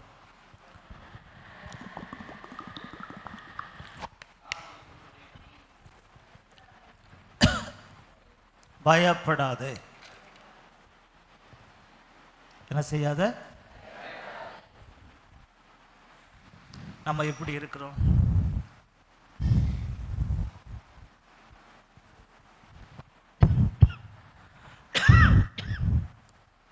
பயப்படாத அப்படின்னு சொல்றார். நம்ம இந்த காலை நேரத்துல நம்ம உள்ளத்தை அறிந்து நம்மோட கர்த்தர் பேசுகிறார். அல்லேலூயா. என் உள்ளத்தில் இருக்கிற பயம் என்னை விட்டு நீங்கும்படி என்னோட பேசுறாரு. யாருக்கும் தெரியாது எனக்குள்ள இருக்கிற பயம், பக்கத்தில் இருக்கிறவங்களுக்கு தெரியாது. அவன் பயந்து கொண்டிருக்கிறது. ஆனா அவர் அறிந்தவர் சொல்றாரு, பயப்படாத. ஹல்லேலூயா. முதலாவது, இந்த யாக்கோபு பயப்பட காரணம் என்ன? இவ்வளவு தூரம் அவன் பயப்படுறானே. இது மட்டும் இல்லை, இந்த பயப்படாத அப்படின்ற இந்த ஆண்டவர் ஒரு அழுத்தத்தை தராரு, காரணத்தை சொல்றாரு. 4வது வசனம் பாருங்க, 41ல, அதை செய்து நிறைவேற்றி. நான் ஒருத்தனை அழைச்சேன், அவனை கொண்டு நான் எல்லாம் செய்து நிறைவேற்றினேன். அதை செய்து நிறைவேற்றி ஆதி முதற்கொண்டு தலைமுறைகளை வரவழைக்கிறவர் யார்? காரணம் சொல்றார், முந்தினவராயிருக்கிற யாருங்க? உலகம் எல்லாம் உண்டாகிறதுக்கு முன்னமே இருந்தவர். முந்தினவராயிருக்கிற நான் தானே பிந்தினவர்களோடும். ஆபிரகாமோடு இருந்த, ஈசாக்கோடு இருந்த, யாக்கோபே நான் உன்னோடும் இருப்பேன். அல்லேலூயா. அதுதான் ஆண்டவர் சொல்றார். இப்ப நீ பயப்படாம இருக்கிறதுக்கு என்ன காரணம்னா, அவர்களோடெல்லாம் நான் இருந்தேன், அவர்களுக்கெல்லாம் நான் வாக்கு கொடுத்தேன், நான் எந்த வாக்கு கொடுத்தனோ அதை நிறைவேற்றினேன். அதனால உனக்கு நான் இப்ப சொல்றேன், நீ பயப்படாத. அல்லேலூயா. இதுக்கு மேல என்னங்க சொல்லணும் ஆண்டவர்? இன்னைக்கு நிறைய பேர் என்ன நினைக்கிறோம், அவங்களோடெல்லாம் ஆண்டவர் இருந்தாரு. ஏன் இன்றைக்கு வாழ்ந்துட்டு இருக்கிற, பிந்திய நாட்கள்ல வாழ்ந்து கொண்டிருக்கிற நம்மோடு இருப்பன்னு வாக்கு பண்ணியிருக்கிறார். அப்படிதானே சொல்லியிருக்காரு. பிந்தினவர்களோடும் இருப்பவராகிய நான் தானே. அப்ப உங்களோடு அவர் இருக்கிறான்றத முதல்ல நம்புங்க. இந்த தேவன் என்றென்றைக்கும் உள்ள சதா காலமும் நம்முடைய தேவன். ஹல்லேலூயா. அவங்களுக்கு அதை செய்தார், அவங்க வாழ்க்கையில் அதை நிறைவேற்றினார், அவங்களை அவர் பலப்படுத்தினார், அவங்களை அவர் உயர்த்தினார். இல்லைங்க, உங்களுக்கும் எனக்கும் அதை செய்வதற்கு தான் அவர் துணையாய் நிற்கிறேன்னு சொல்றார். ஹல்லேலூயா. மனதார இந்த வார்த்தையை விசுவாசித்து ஆண்டவரை நம்பி அவரை சார்ந்து கொண்டோம் அப்படின்னா தேவன் நம்ம வாழ்க்கையில நிச்சயமாய் கிரியை செய்து கொண்டே இருப்பார். ஹல்லேலூயா. 9வது வசனத்தை பாருங்க. நான் பூமியின் கடையாந்திரங்களிலிருந்து உன்னை எடுத்து அதன் எல்லைகளிலிருந்து அழைத்து வந்து நீ என் தாசன், நான் உன்னை தெரிந்து கொண்டேன், நான் உன்னை வெறுத்து விடவில்லை என்று சொன்னேன். அல்லேலூயா. எங்கிருந்து நம்மளை எடுத்தாருன்றத சொல்றார். நம்ம இருந்த இடம் தெரியாது யாருக்கும், நம்ம இருந்த நிலை தெரியாது யாருக்கும், நம்மளை யாருமே நினைச்சு கூட பார்க்க மாட்டாங்க, நம்ப மாட்டாங்க.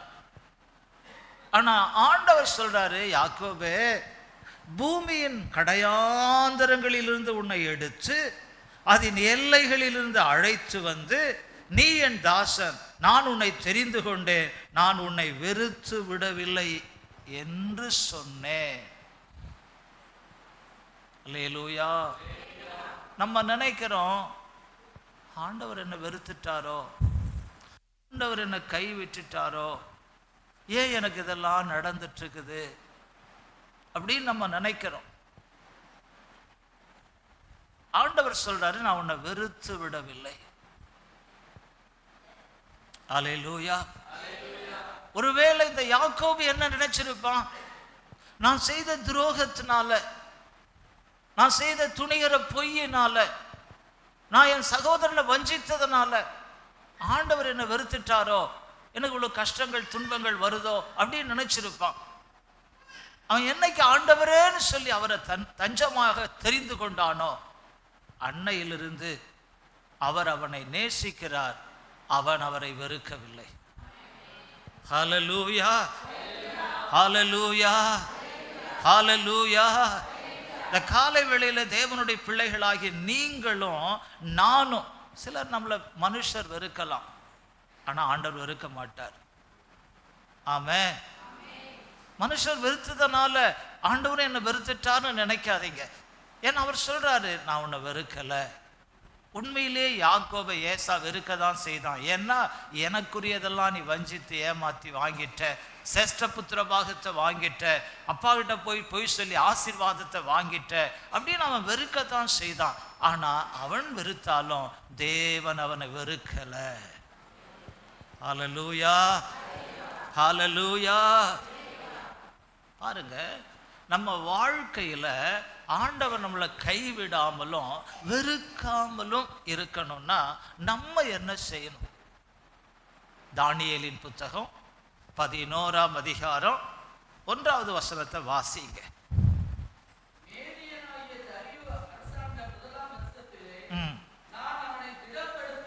பாருங்க, ஆண்டவர் நம்மளை வெறுக்கலை அப்படின்னு சொல்லுவதும், பயப்படாத அப்படின்னு சொல்லுவதும், நான் உன் கையை பிடிச்சிட்டு உனக்கு துணை நிற்பேன் அப்படின்னு சொல்லுவதும் எதற்காக சொல்றார்னா, நான் அவனை திடப்படுத்தவும் பலப்படுத்தவும் அவனுக்கு துணை நின்றே. ஒருவேளை நாம் சில சூழ்நிலையில அடிமைப்படுத்தப்பட்ட நிலையில் இருக்கலாம், அந்நிய தேசத்தில் இருக்கலாம்,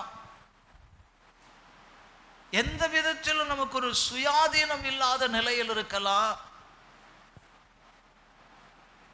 சுயாதீனமாய் பேச முடியாத நிலையில் இருக்கலாம், செயல்பட முடியாத நிலையில் இருக்கலாம். ஆனா எந்த நிலையில் இருந்தாலும் ஆண்டவரை மட்டும் நோக்கி பார்த்து, அவரை மட்டும் தேடி, அவருக்காக மட்டும் உள்ளத்துல பரிசுத்தத்தை உண்டாக்கி கொண்டா இந்த தேவன் என்ன செய்வார்னா, பலப்படுத்துவார், திடப்படுத்துவார். அல்லேலூயா. நாம் பல ஆசீர்வாதங்களை சுதந்தரித்துக் கொள்ள பலப்படுத்துவார். நாம் பல நன்மைகளை சொந்தமாக்கி கொள்ள பலப்படுத்துவார். கர்த்தர் நமக்கு கொடுத்த வாக்குத்தத்தம் நிறைவேறுதலுக்கு அவர் நம்மை பலப்படுத்துவார். சாலமோன் நாட்கள்ல அவன் ராஜ்யம் பலப்பட்டதுன்னு இருக்கு. தாவீது நாட்கள்ல கர்த்தர் அவனை பலப்படுத்தினார்னு இருக்கு. ஹல்லேலூயா. ஏதோ சும்மா ஆண்டவர் நம்மளை பார்த்து நான் உனக்கு துணை நிற்கிறேன்னு சொல்லல. உன் குடும்பம் பலப்படும், உன் செயல் ஆண்டவருக்கு பிரியமாயிருந்தா அது பலப்படும். ஹல்லேலூயா. ஏன்னா இந்த தேவனால எல்லாவற்றையும் செய்ய முடியும். ஹல்லேலூயா. இதுக்குதான் ஆண்டவர் சில நேரம் நம்மோட பேசுவார். மோசே கூட அப்படிதான். இந்த ஜனங்கள் இப்படி கர்த்தருக்கு விரோதமா பாவம் செய்துட்டாங்களே, கர்த்தருடைய கடும் கோபம் வந்து 3000 பேர் இறந்துட்டாங்களே, இந்த ஜனங்களை விட்டு நான் விலகிறேன்னு சொல்லிட்டாரு, இனி கர்த்தர் என்னோட இருப்பாரா, என்னை கொண்டு ஏதாவது செய்ய முடியுமா அப்படின்னு அவனுக்கும் ஒரு பயம் வந்தது. யாத்திராகமும் 34:10 கர்த்தர் அவனோடும் பேசுறார். அதற்கவர், இதோ நான் உன்னோட ஒரு உடன்படிக்கை பண்ணுகிறேன், பூமி எங்கும் எந்த ஜாதிகளிடத்திலும் செய்யப்படாத அதிசயங்களை உன் ஜனங்கள் எல்லாருக்கும் முன்பாகவும் செய்வேன். உன்னோடு கூட இருக்கிற ஜனங்கள் எல்லாரும் கர்த்தருடைய செய்கைகளை காண்பார்கள். உன்னோடு கூட இருந்து நான் செய்யும் காரியம் பயங்கரமாயிருக்கும். ஹல்லேலூயா. பயந்து கொண்டிருந்த, பல கேள்விகளோடு இருந்த, இனியும் நான் என்ன செய்ய முடியும்னு நினைத்து மனபாரத்தோடு இருந்த மோசேயினிடத்துல கர்த்தர் சொல்லுவது போலதான் உங்களோடும் இந்த கால வேளையில சொல்லுகிறார். நீங்க ஒரு வேளை கர்த்தர் கைவிட்டுட்டாரோ, கர்த்தர் கோபம் கொண்டாரோ, இனி கர்த்தர் துணை நிற்க மாட்டாரோ நினைக்கலாம். கர்த்தர் சொல்றாரு, நான் உன்னோட ஒரு உடன்படிக்கை பண்ணுகிறேன். உடன்படிக்கை ஒரு ஆள் பண்றதில்ல, இன்னொருவர் சேர்ந்து அந்த உடன்படிக்கையில பண்ணாதான் உடன்படிக்கை. அல்லேலூயா. அப்பா ஆண்டவர் இப்படி உன்னோட உடன்படிக்கை பண்றேன்னா, மோசே என்ன உடன்படிக்கை பண்ணியிருப்பான்? ஆண்டவரே, என் வாழ்நாள் எல்லாம் நான் உம்மை விசுவாசிப்பேன், என் வாழ்நாள் எல்லாம் நான் உம்மோட ஒத்துழைப்பேன், என் வாழ்நாள் எல்லாம் நீ சொல்லுகிறபடி செய்வேன் அப்படின்னு அவன் உடன்படிக்கை பண்ணியிருப்பான். இன்றைக்கு நீங்களும் நானும் கர்த்தர் நம் மூலமா ஒரு பெரிய காரியங்களை செய்யணும்னா நம்ம உடன்படிக்கையின் கீழே வந்தா செய்வார். அல்லேலூயா. ஞான ஸ்நானம் பெறுவது ஒரு உடன்படிக்கை. ஆண்டவருக்கு என்று பிரியமாய் வாழ தீர்மானம் எடுத்து அவருக்கு வாக்கு கொடுத்து அதை காத்து கொள்வது உடன்படிக்கை. உடன்படிக்கை மட்டும் நம்மோட இருந்துச்சுன்னா கர்த்தர் பெரிய காரியங்களை செய்வார். ஹல்லேலூயா. இந்த தேவன் என்ன செய்வார்னா மனதில் எழும்பும் பல பயங்களை போக்குவார். அதனாலதான் சொல்றாரு பயப்படாத. ஹல்லேலூயா. இயேசு கிறிஸ்துவிடத்துல வந்து அவரை தொட்டு சுகமடைந்த 12 ஆண்டுகள் இரத்த போக்குல இருந்து, இரத்த போக்குனாலே தீட்டு தான். இன்னைய வரைக்கும் உலகத்துல நிறைய பேர் பாருங்க அந்த நாட்களை தீட்டாக தான் கருதுவாங்க. அதுக்கெல்லாம் பைபிள் தான் காரணம், அதான் காட்டி கொடுத்துருக்கு. அப்போ இந்த ரத்தம் உதிரம் போயிட்டே இருக்குது.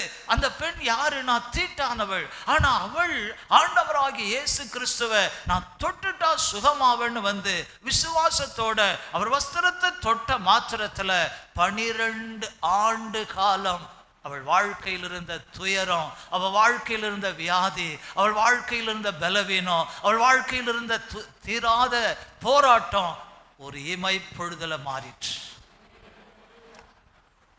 பல ஆண்டுகளா உங்க குடும்பத்துல, உங்க தனிப்பட்ட வாழ்க்கையில தீர்க்க முடியாத பிரச்சனைகள் தொடர்ந்து வந்துட்டு இருக்கலாம். நீங்க அதுல போராடிட்டு இருக்கலாம். கர்த்தர் இந்த காலை வேளையில சொல்றாரு, விசுவாசத்தோட நீ என்னை பற்றி கொள்ளுவாயானால் அதற்கு ஒரு முடிவு வருகிறது சொல்றார். பாருங்க, உடனடியா சொல்றாரு, யார் என்னை தொட்டது, என்னிலிருந்து வல்லமை புறப்பட்டதுன்னு உடனே அந்த பெண் நடுங்கிட்டாங்க. மார்க்கு சுவிசேஷம் 5ஆம் அதிகாரம் 33-34 வாசிக்கும். இதை செய்தவளை காணும்படிக்கு அவர் சுற்றிலும் பார்த்தார். தன்னிடத்தில் சம்பவித்ததை அறிந்த அந்த ஸ்திரீயானவள் பயந்து நடுங்கி அவர் முன்பாக வந்து என்ன செய்தாங்க, விழுந்து உண்மையெல்லாம் அவருக்கு சொன்னார். அதுக்கு ஆண்டவர் என்ன செய்தாரு, அவளை பார்த்து, மகளே உன் விசுவாசம் உன்னை ரட்சித்தது, நீ சமாதானத்தோட போய் உன் வேதனைகள் நீங்கி சுகமாயிரு. ஹல்லேலூயா. இனியும் இந்த உதிர போக்கு வருமோ, இனியும் இந்த பலவீனம் என்னை அடிமைப்படுத்துமோ, இனியும் இந்த வியாதியோட தான் நான் வாழ வேண்டுமோ? இல்ல, கர்த்தர் சொல்லிட்டார், உன் வேதனைகள் நீங்கி நீ சுகமாயிரு. ஹல்லேலூயா. எந்த சூழ்நிலையிலும் இந்த ஆண்டவர் நம்மை பயத்தை நம்மை விட்டு அகற்றுகிறவர். மோசே மரிச்சிட்டார். இஸ்ரவேல் ஜனங்களையும் தன் குடும்பத்தையும் கானானுக்கு கொண்டு போகணும், யாரும் இல்ல. யோசுவா மிகவும் பயந்தான். அப்ப கர்த்தர் சொல்றார் யோசுவாவிடத்துல, நீ பயப்படாத, திகையாத, திடமனதாயிரு. ஹல்லேலூயா. இந்த நியாயப்பிரமாணத்தை இரவு பகலா தியானம் பண்ணு, அதுவும் இருதயத்துல வை, அதுவும் வாயில பேசு. நான் மோசையோடு இருந்தது போல உன்னோடும் இருப்பேன். இனி இந்த வியாதி இந்த பெண்ணை தொடாம இருக்கணும்னா, 12 ஆண்டுகள் உதிரப்போக்கள் இந்த வியாதியில கஷ்டப்பட்ட பெண் இனி அதுல கவலையே அதுல சிக்குண்டு போகாம இருக்கணும்னா, இயேசுவின் வாயிலிருந்து வந்த ஒரு வார்த்தைக்கு அத்தனை வல்லமை இருக்குமானா, வேதாகமத்துல கொடுக்கப்பட்டிருக்கிற ஒவ்வொரு வார்த்தைக்கும் விசுவாசித்து நம்ம ஏற்றுக்கொண்டா எத்தனை வல்லமை இருக்கும். ஹல்லேலூயா. நம்ம சாப்பாட்டை மறக்கலாம், உலக காரியங்களை மறக்கலாம், ஆனா வேதத்தை மறக்காம இதை நம்ம எடுத்து தினந்தோறும் படித்து, ஆண்டவரே இந்த வார்த்தைகள் என் வாழ்க்கையில அப்படியே பலிக்கட்டும்னு சொன்னா, நிச்சயமா ஆண்டவர் நம்ம வாழ்க்கையிலும் மகிமையானதை செய்வார். ஹல்லேலூயா. ஆண்டவராகிய இயேசு கிறிஸ்து மரித்துட்டார். எல்லாரும் பயந்து போய் வீடுகள்ல கதவை அடைச்சிட்டு இருந்தாங்க. பயம், வெளியே சமுதாயத்துல தலை காட்ட பயம். என்னாச்சு உங்க குருவுக்கு, என்னாச்சு நீங்க பின்பற்றி போன உங்க ரபி என்ன ஆனாரு, அவர் தான் தெய்வம்னு சொன்னார்னு போனீங்க. பல கேள்விகள், இதுக்கெல்லாம் பதில் சொல்ல முடியாது. பயந்து வெட்கி ஞானி அப்படியே கதவு அடைச்சிட்டு இருந்தாங்க. ஆனாலும் பூட்டப்பட்டிருக்கிற கதவு பூட்டி இருந்தா உள்ள தோன்றி, பயப்படாதேங்கள், நான் தான் என்று தரிசனமானவர். ஹல்லேலூயா. நம்ம பயப்பட தேவையில்லைங்க. இந்த தேவனை நீங்களும் நானும் உண்மையாய் நம்பினால், சார்ந்து கொண்டால், இனி நம்ம பயப்பட தேவை இல்லை. ஏன்னா பயத்தை போக்கும் தேவன் இவர். ஆமென். பலப்படுத்தும் தேவன் இவர். நம்மை ஆட்கொள்ளும் தேவன் இவர். நம்மை ஆசீர்வதிக்கும் தேவன் இவர். ஹல்லேலூயா. அதனாலதான் சொல்றாரு யாக்கோபே, அத பாருங்க, ரொம்ப அற்புதமா சொல்றாரு. 14வது வசனத்துல, அந்த ஏசாயா 41ல, யாக்கோபு என்னும் பூச்சியா இருந்தா என்ன இருக்கும்? ரொம்ப பலன் இருக்குமா? பூச்சிக்கு ரொம்ப பலன் இருக்கா? பாருங்க, யாக்கோபு என்னும் பூச்சியே, இஸ்ரவேல் சிறு கூட்டமே. இப்போ ஒரு 1000 பேர் வர இடத்துல ஒரு 4 பேர் நின்றுட்டு எதிர்த்து யுத்தம் பண்ண முடியுமா? கூட்டம் சின்னதா இருந்தாலும் பயம் வந்துடும். எதிரி உயரமா இருந்து நம்ம குள்ளமா இருந்தாலும் பயம் வந்துடும். இங்க சொல்றாரு பூச்சிக்கு ஒன்றும் பெரிய பலன் இருக்காது. இன்னொரு இடத்துல வரும்போது யாக்கோபு என்னும் புழுவே அப்படின்ற மாதிரி ஒரு மொழிபெயர்ப்புல வருது. இந்த புழு பூச்சி இதுகளுக்கெல்லாம் பெரிய பலன் ஒன்றும் இல்லை. எந்த நேரம் யார் அப்படி தட்டி போட்டுருவாங்களோன்னு பயம் இருக்கும். ஆனா இந்த காலை வேளையில கர்த்தர் சொல்றாரு, உலகத்தின் பார்வைக்கு நீங்க ஒரு பூச்சை போல, புழுவை போல இருக்கலாம், பயப்பட வேண்டாம். கர்த்தர் துணை நிற்கும் போது ஒருவரும் நமக்கு ஒரு தீங்கும் செய்ய முடியாது. ஹல்லேலூயா. அவர் இருக்கிறன்னு சொல்லிட்டார். இதை நம்ம நம்பிட்டா போதும். அவர் வார்த்தையை நம்ம விசுவாசித்தா போதும். அவர் சொல்லும் செயலை நம்ம செய்தா போதும். ஆமென். இந்த சீஷர்கள் இப்படி பயந்தாங்க. அவர் உயிரோட எழும்பி உயிருள்ளவராக காண்பித்து அவங்க கையில் ஒரு சுவிசேஷத்தை கொடுத்து, நீங்க போய் இதை உலகம் எங்கும் சொல்லுங்க, உலகத்தின் முடிவு பரிந்து நான் உங்களோடு இருப்பேன்னு சொன்னாரு. விசுவாசித்தாங்க. அவங்களும் போய் சுவிசேஷத்தை அறிவிச்சாங்கன்னு மார்க்கு சுவிசேஷம் 16ல் எழுதப்பட்டிருக்குது. கர்த்தர் அவர்களுடனே கூட இருந்து. அல்லேலூயா. ஆண்டவர் எப்ப கூட இருப்பார்னு சொல்லிடுறேன். அவர் நமக்கு சொல்லும் வார்த்தைக்கு நம்ம கீழ்ப்படிஞ்சா இருப்பார். ஆமென். அவர் சொல்லும் ஒவ்வொரு வார்த்தைக்கும் நாம் உண்மையிலேயே கீழ்ப்படிஞ்சோம்னா, கீழ்ப்படிந்து அவர் சொன்னதை நம்ம செய்வோம் அப்படின்னா அவர் நம்மோட இருப்பார். ஆமென். ஹல்லேலூயா. அவர் சொன்ன வார்த்தைக்கு கீழ்ப்படியாம, அவர் சொன்ன வார்த்தையின்படி செய்யாம நாம ஏதோ ஒன்றை செய்தா ஆண்டவர் அங்க இருக்க முடியாது. அதனாலதான் ஆதாமு ஏவாளையும் அந்த ஏதேனை விட்டு வெளியே அனுப்பினார். என்றைக்கு அவங்க ஆண்டோடைய வார்த்தையின்படி செய்ய மனதில்லாம போனாங்களோ அன்றைக்கு அவங்களை வெளியே அனுப்பிட்டார். ஆனா ஆண்டோடைய வார்த்தையின்படி இந்த சீஷர்கள் போய் செய்தார்கள், பிரசங்கித்தார்கள். அங்க எழுதப்பட்டிருக்குது, அவர் கூட இருந்து அவர்கள் வாயிலிருந்து புறப்பட்ட வார்த்தைகளால அற்புத அடையாளங்களை செய்தாராம். ஹல்லேலூயா. கேட்கிற ஜனங்களுக்கு அந்த வார்த்தை அற்புத அடையாளங்களை செய்யுமானால், அந்த வார்த்தையை பிரசங்கித்த அவர்களுக்கு எத்தனை அற்புதம், எத்தனை அடையாளங்களை கர்த்தர் செய்திருப்பார். ஹல்லேலூயா. இன்றைக்கு இந்த நாட்கள்ல நீங்களும் நானும் ஆண்டவருடைய வார்த்தையை நம்பி அவர் சொல்லும் காரியங்களை நம்ம சரியா செய்ய பழகி கொள்ளணும்.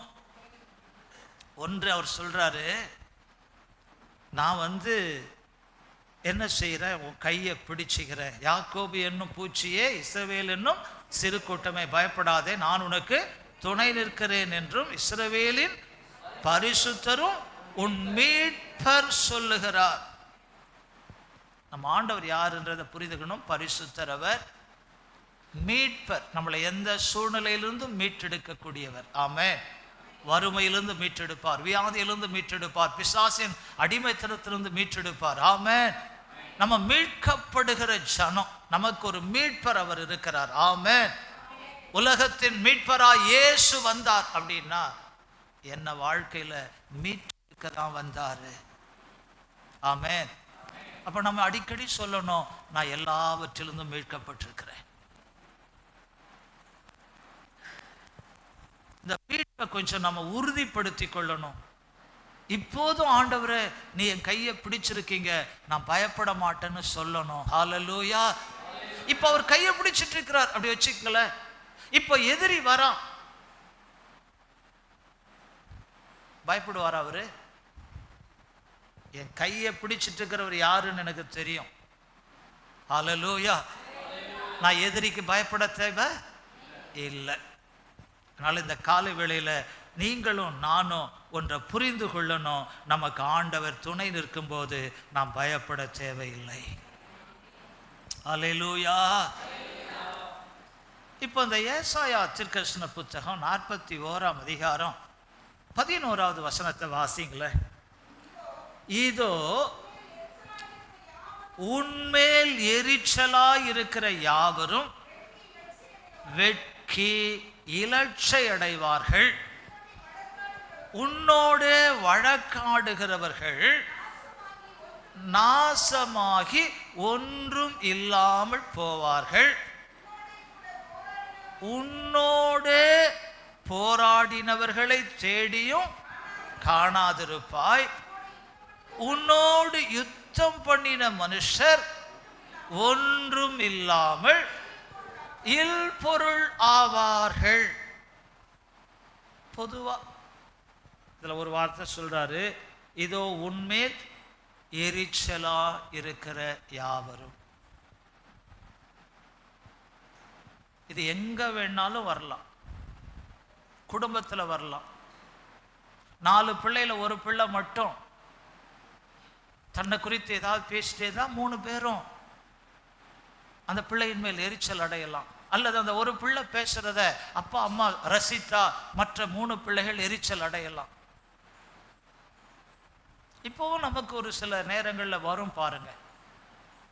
அன்னைக்கு ஒரு நாள் டவுன் ஹால் ரோட்ல ஒருத்தரோட பேசிட்டு இருந்தேன்.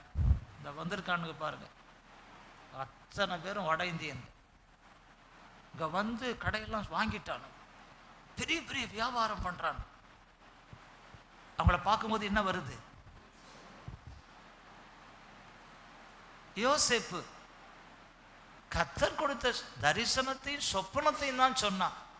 அந்த நேரம் முதல் அவன் சகோதரர்கள் எல்லாருக்கும் அவன் மேல ஒரு எரிச்சல் வந்துருச்சு.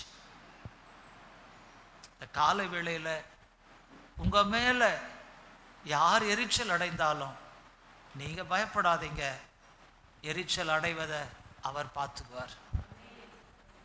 அதான் சொல்றாரு, இதோ உன்மேல் எரிச்சலாயிருக்கிற யாவரும் வெட்கி இலட்சை அடைவார்கள், உன்னோடு வழக்காடுகிறவர்கள் நாசமாகி ஒன்றும் இல்லாமல் போவார்கள். அல்லேலூயா. உன்னோடு போராடினவர்களை தேடியும் காணாதிருப்பாய், உன்னோடு யுத்தம் பண்ணின மனுஷர் ஒன்றும் இல்லாமல் இல்பொருள். அப்படின்னா அதன் பிறகு அந்த தடயம் கூட இருக்காதுன்றார். எவ்வளவு நம்ம நம்பிக்கையா இருக்கணும். ஆண்டவர் நம்ம கையை பிடிச்சுக்கிட்டாருன்னா இனிமே நம்ம என்ன செய்யக்கூடாதுன்னா மனிதர்களை கண்டு பயந்துட்டு இருக்க கூடாது. அல்லேலூயா. நம்ம பயமெல்லாம் கர்த்தர் பேர்ல இருக்கணும், மனுஷர் மேல பயம் இருக்கக்கூடாது. ஏன்னா அது அவர் பார்த்துக்கிறார் இல்லைங்களா. இப்ப அவர் வாக்கு கொடுக்கிறார் இல்லைங்களா. இப்படிப்பட்ட வாக்கு தத்தங்கள் எல்லாம் உன் வாழ்க்கையில நினைவேறதா உன் கையை பிடித்து நான் உனக்கு துணை நிற்கிறேன்னு கர்த்தர் சொல்றார். ஹல்லேலூயா. கொஞ்சம் யோசித்து பாருங்களேன். இந்த எரிச்சல் அல்லது இந்த மற்ற வழக்காடுதல் இது போன்ற தீய செயல்கள்லாம் சில நேரம் பொறாமையினால வரும், அல்லது சிலருடைய முன்னேற்றத்தை பார்க்கும்போது வரும்.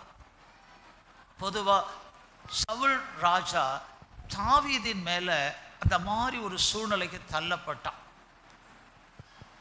1 சாமுவேலின் புத்தகம் 18ஆம் அதிகாரம் 10, 11 கொஞ்சம் வாசிங்கள்.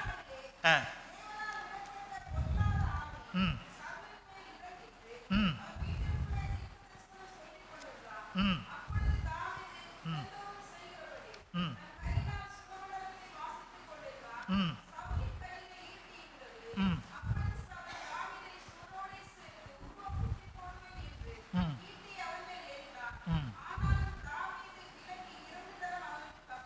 போதும். அப்போ பாருங்களேன், இங்கே இந்த சவுல் யாரை கொல்ல பார்க்குறான்? உலக பிரகாரம் பார்த்தா இந்த தாவீது சவுலுக்கு மருமகனாக வர வேண்டியவன்.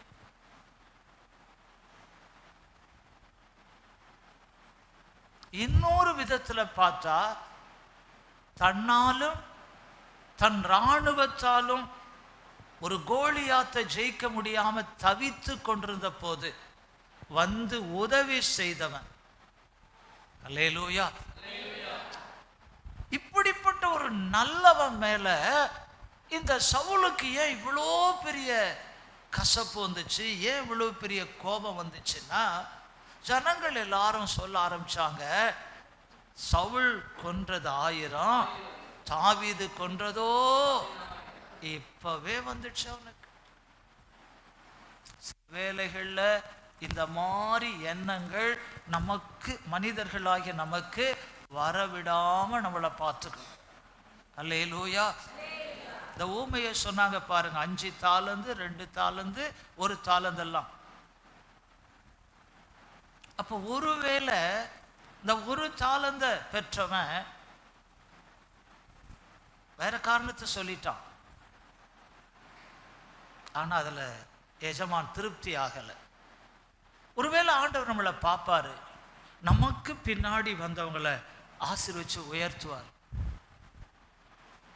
அப்ப நம்ம என்ன ஆயிடக்கூடாதுன்னா, அவங்கள பார்த்து பொறாமை, எரிச்சல் அதெல்லாம் வரக்கூடாது. அப்ப ஆண்டவருக்கு நன்றி சொல்லணும். ஆண்டவரே பரவாயில்ல, அவங்கள நீங்க ஆசீர்வதிச்சு உயர்த்துறதுக்கு ஏதோ அவங்க வாழ்க்கையில பார்த்துருக்கீங்க, எங்கிட்ட அது ஏதோ இல்லை, அது என்னன்னு எனக்கு சொல்லித்தாங்க ஆண்டவரே.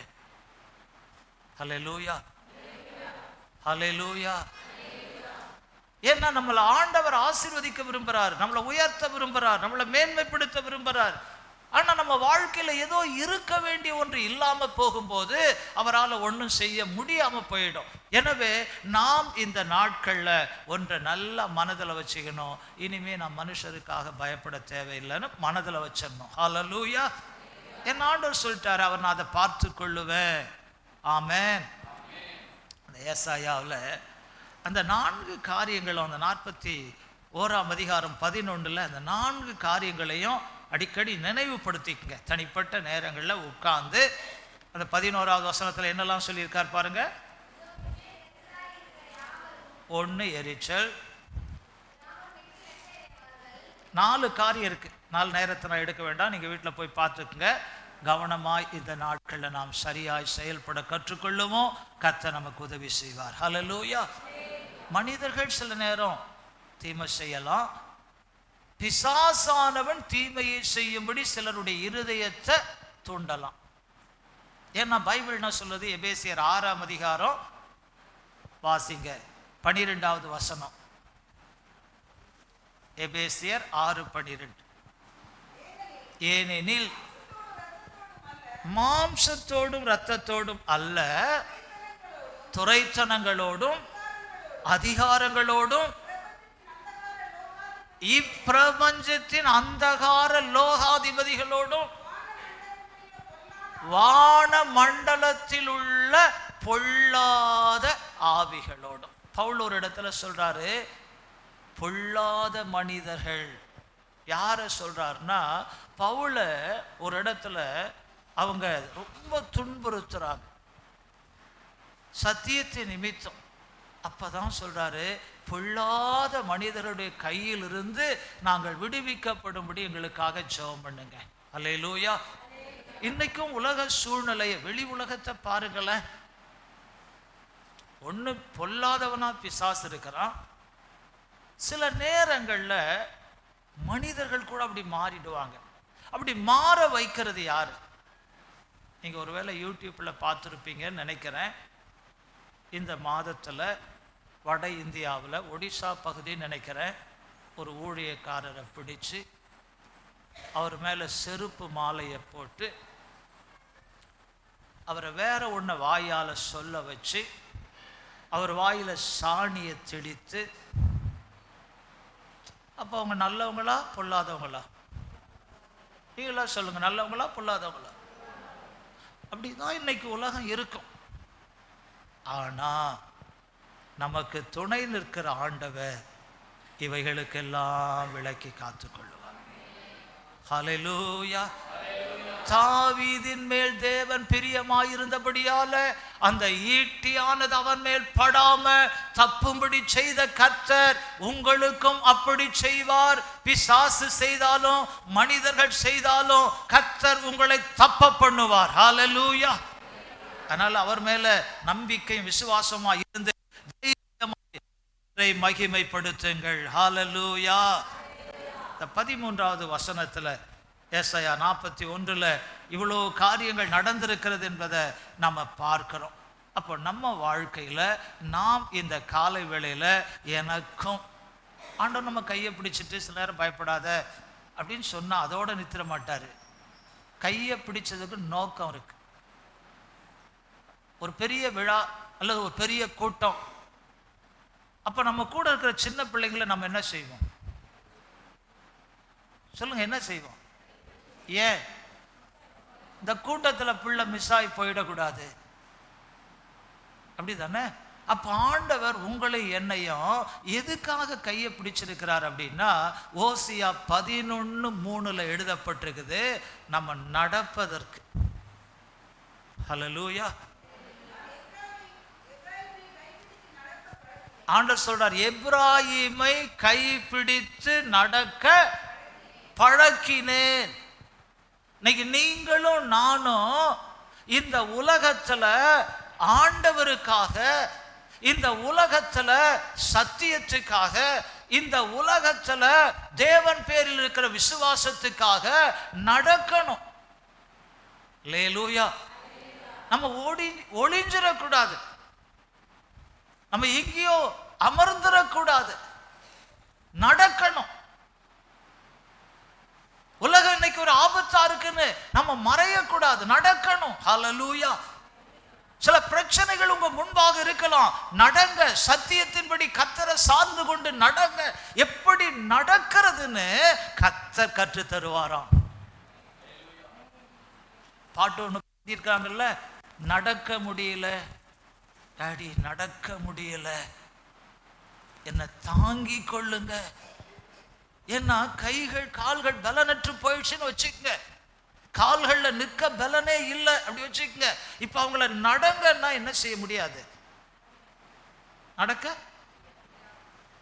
அப்ப மற்றவங்க என்ன செய்வாங்க, அவங்கள பிடிச்சிட்டு நாங்க பிடிச்சு முயற்சி செய்ய விட மாட்டீங்க, நாங்க பிடிச்சிருக்கிறோம், கால் எடுத்து வைங்கன்னு சொல்லுவாங்க பாருங்க. இப்ப ஆண்டவர் நம்மை சத்தியத்துல நடக்க பழக்கி வைக்கும்படிதான் நம்ம கரத்தை பிடிச்சிருக்கிறார். அல்லேலூயா. நம்ம வேற எதுலயோ நடப்பதற்கு அல்ல, அவருக்கு முன்பாக நடக்கணும், சத்தியத்துல நடக்கணும். ஏனோக்கு தன் காலத்துல தேவனோட நடந்தான் எழுதப்பட்டிருக்குது. ஆமென். அன்னைக்கு வேதம் இல்லை, அன்னைக்கு ஆலயம் இல்லை, அன்னைக்கு பிரசங்கிப்பார் இல்லை, ஆனா அவன் தேவனோடையே நடந்ததனால, தேவனுடைய பிரசன்னத்தில் அவன் இருந்ததனால அவனுக்குள்ள அநேக ஆவிக்குரிய வரங்கள் வேலை செய்தது. யூதாவில் எழுதப்பட்டிருக்குது, அவர் வருவாரு உலகத்தை நியாயம் தீர்க்கன்னு அவன் தீர்க்க தரிசனம் சொன்னான்னு எழுதப்பட்டு யூதா நிருபத்தில். ஹல்லேலூயா.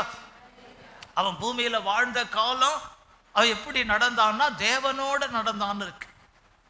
இப்ப ஆண்டவர் உங்களையும் என்னையும் எதுக்கு கையை பிடிச்சிருக்கிறார்னா, இந்த வருஷத்துல சத்தியத்துக்காக நட. ஹல்லேலூயா. என்னோட நட. இதுக்கு தாங்க.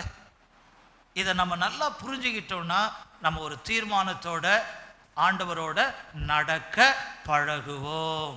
அல்லேலூயா. சாமுவேல் தன் காலத்துல தேவனுக்கும் மனுஷருக்கும் பிரியமா நடந்துகிட்டானா. ரொம்ப முக்கியம் இல்லையா?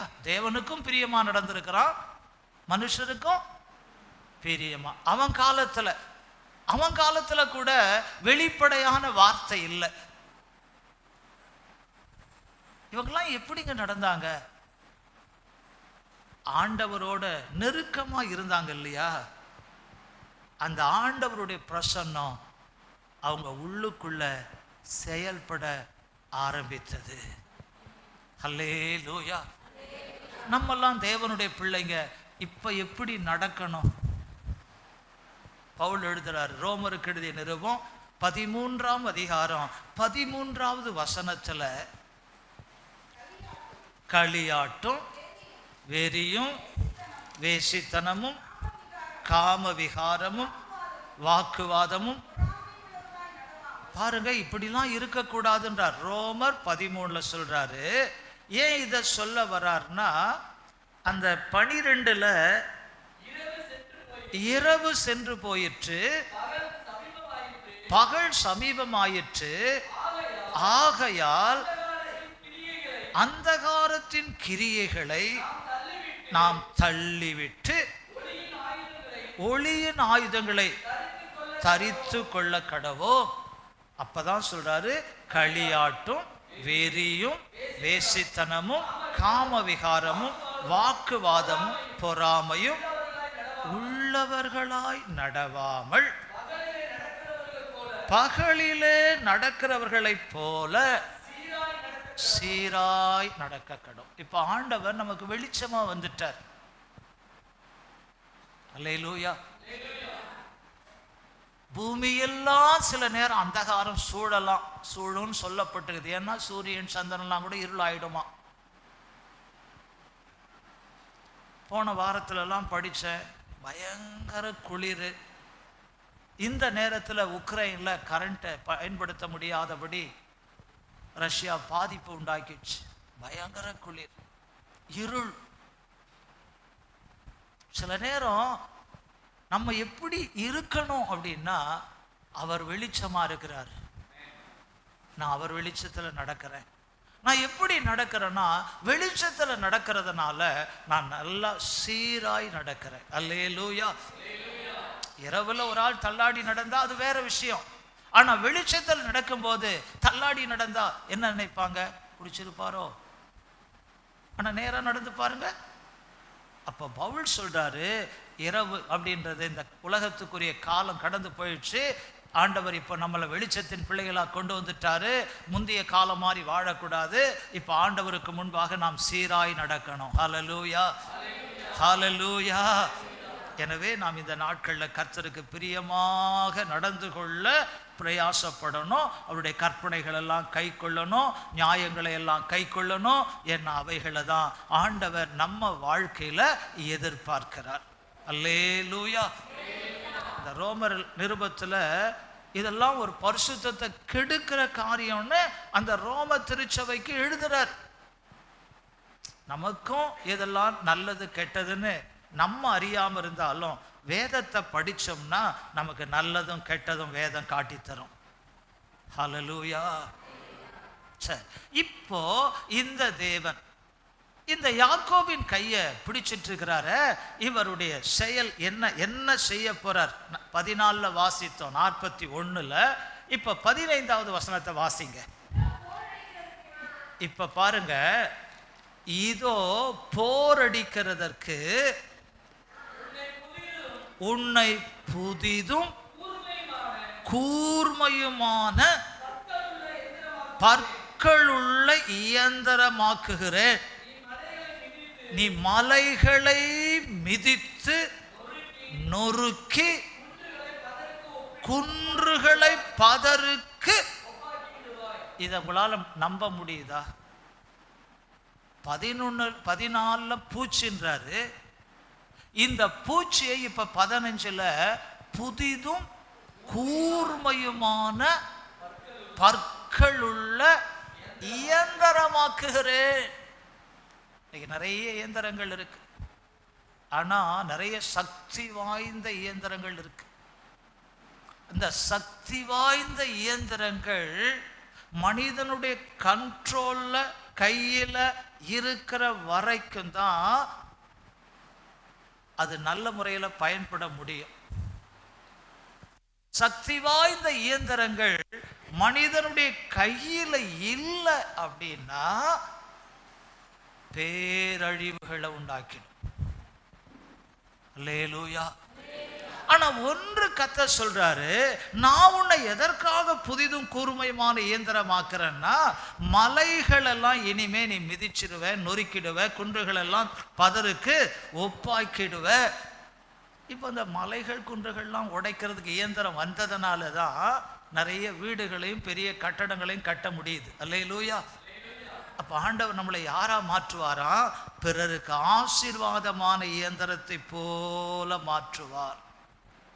அல்லேலூயா. அப்படியே சொல்லிட்டே வரார். இப்படி சொல்லிட்டு வரும்போது ஒரு வார்த்தை சொல்றார். 17 பாருங்க. சிறுமையும் எளிமையுமானவர்கள் தண்ணீரை தேடி அது கிடையாமல் தங்கள் நாவு தாகத்தால் வரலும் போது கர்த்தராகிய நான் அவர்களுக்கு செவி கொடுத்து இஸ்ரவேலின் தேவனாகிய நான். அல்லேலூயா. சில நேரம் நம்ம உயிர் வாழறதுக்கு தண்ணீரை தேடுவோம் பாருங்க. தாகம் வந்துட்டா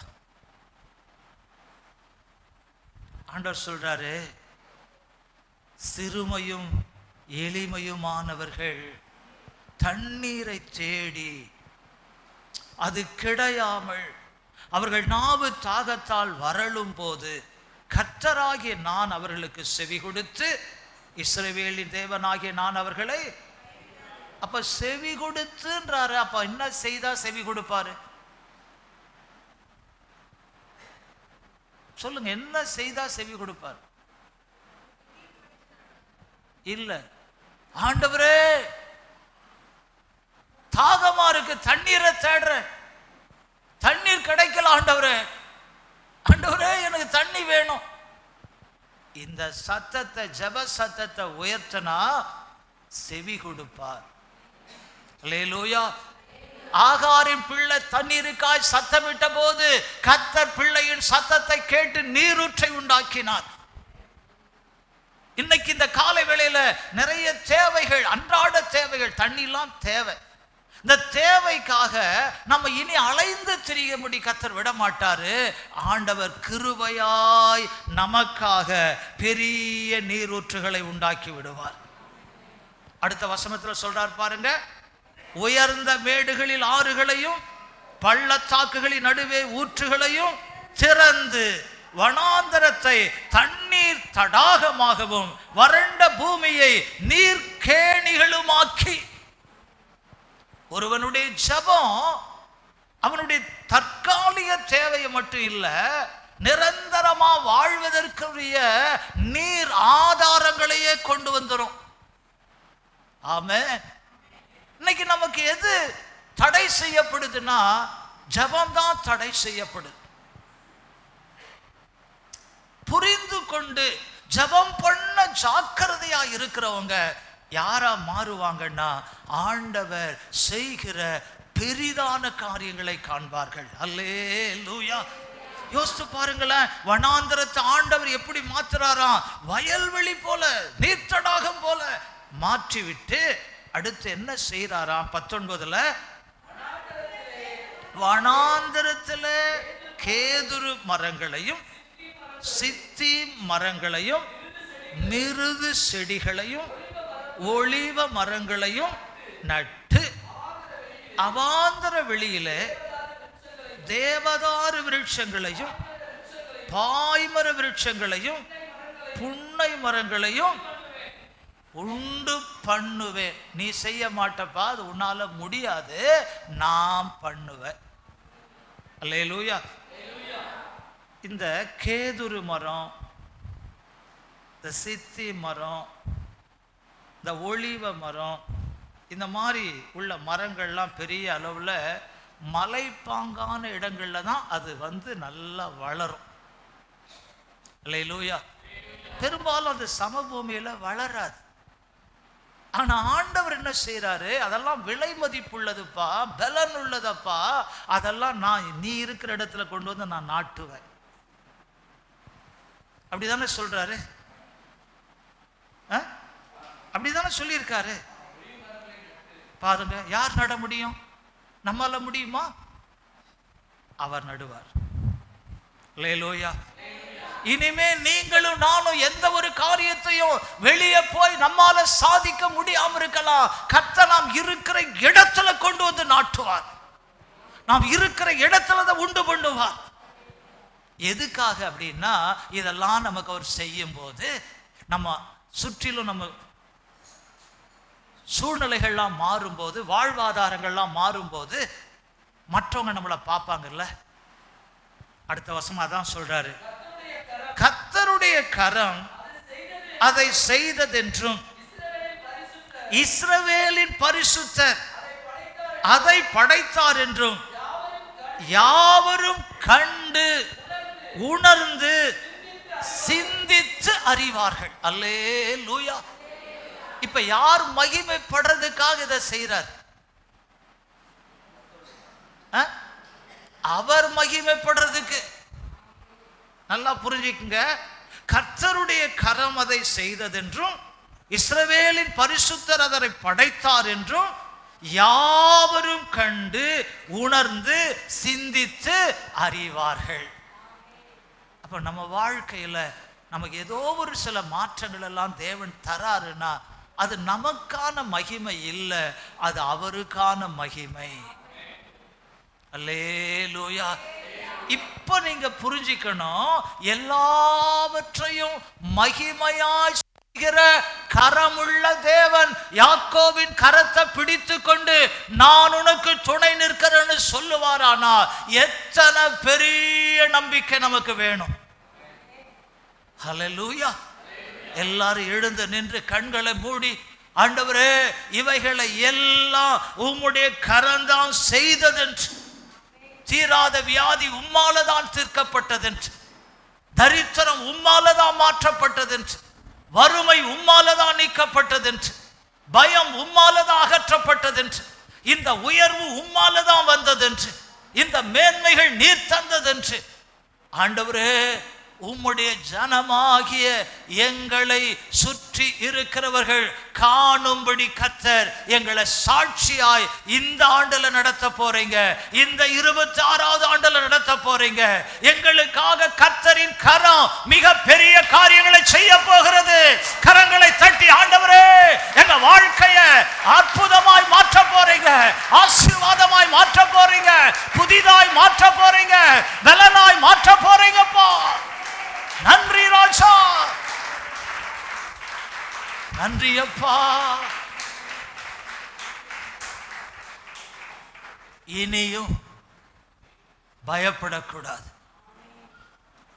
தேவனுடைய கரம் நம்மை பிடித்து கொண்டு கர்த்தர் நம்மிடத்தில் சொல்லுவதின் நோக்கம் அதை விசுவாசித்து சொந்தமாக்கி கொள்ளும்படி கர்த்தர் பேசுகிறார். கிருபையும் இரக்கமும் நிறைந்ததான எங்கள் பரலோக பிதாவே, இந்த நல்ல காலை வேளைக்காக உமக்கு கோடான கோடி ஸ்தோத்திரம். மாற்றத்தை உண்டு பண்ணும் வார்த்தைகள், நம்பிக்கையை பெருக பண்ணும் வார்த்தைகள், மகிமையானதை செய்து முடிக்கும் வார்த்தைகள். இன்றைக்கு இந்த வார்த்தைகளை தங்கள் இருதயத்தில் வைத்து ஏற்றுக்கொண்டு விசுவாசித்து வாழப்போகிற ஒவ்வொரு தேவனுடைய பிள்ளையும் இனி பூச்சாய் அல்ல, தேவனுடைய கரத்துல இயந்திரமாக ஆண்டவரே நீர் மாற்றப் போகிறதற்காய் ஸ்தோத்திரம். இனி அன்றாட தேவைக்காக தேடி அலைகிறவர்களாய் அல்ல, அவங்க இருக்கிற இடத்துல மிகுதியான நன்மைகளை தேவன் உண்டு பண்ண போகிறத அனுபவிக்க போகிறார்கள். எங்க பலத்தால செய்ய முடியாததெல்லாம் உங்க கரத்தால செய்ய போறீங்க. அதிக நன்றி அப்பா, அதிக ஸ்தோத்திரம்ப்பா. அதிகமாய் நாங்க உங்களை சார்ந்து கொள்ள எங்க கூப்பிடுதலின் சத்தம் கேட்டு அலைந்த போது, தண்ணீர் இல்லாம அலைந்த போது, வறண்டு போன போது அவர்களுக்கு செவி கொடுத்தீர்னு எழுதப்பட்டு ஆண்டவரேன்னு கூப்பிட்ட அந்த ஜப சத்தம் போல எங்க வாழ்க்கையில ஜபம் பெருகட்டும்.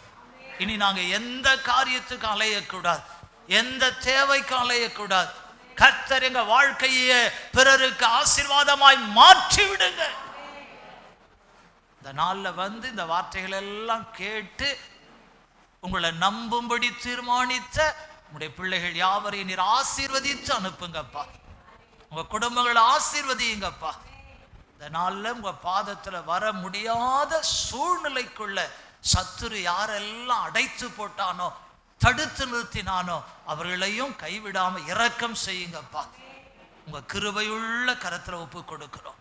இயேசுவின் நாமத்தில் கேட்கிறோம் நல்ல பிதாவே, ஆமென். என் ஆத்துமாவே கர்த்தரை ஸ்தோத்திரி, என் முழு உள்ளமே பரிசுத்த நாமத்தை ஸ்தோத்திரி, என் ஆத்துமாவே கர்த்தரை ஸ்தோத்திரி. கர்த்தர் செய்த சகல உபகாரங்களையும் மறவாதே. ஆமென். நம்முடைய கர்த்தராகிய இயேசு கிறிஸ்துவுடைய கிருபையும் பிதாவாகிய தேவனுடைய அன்பும்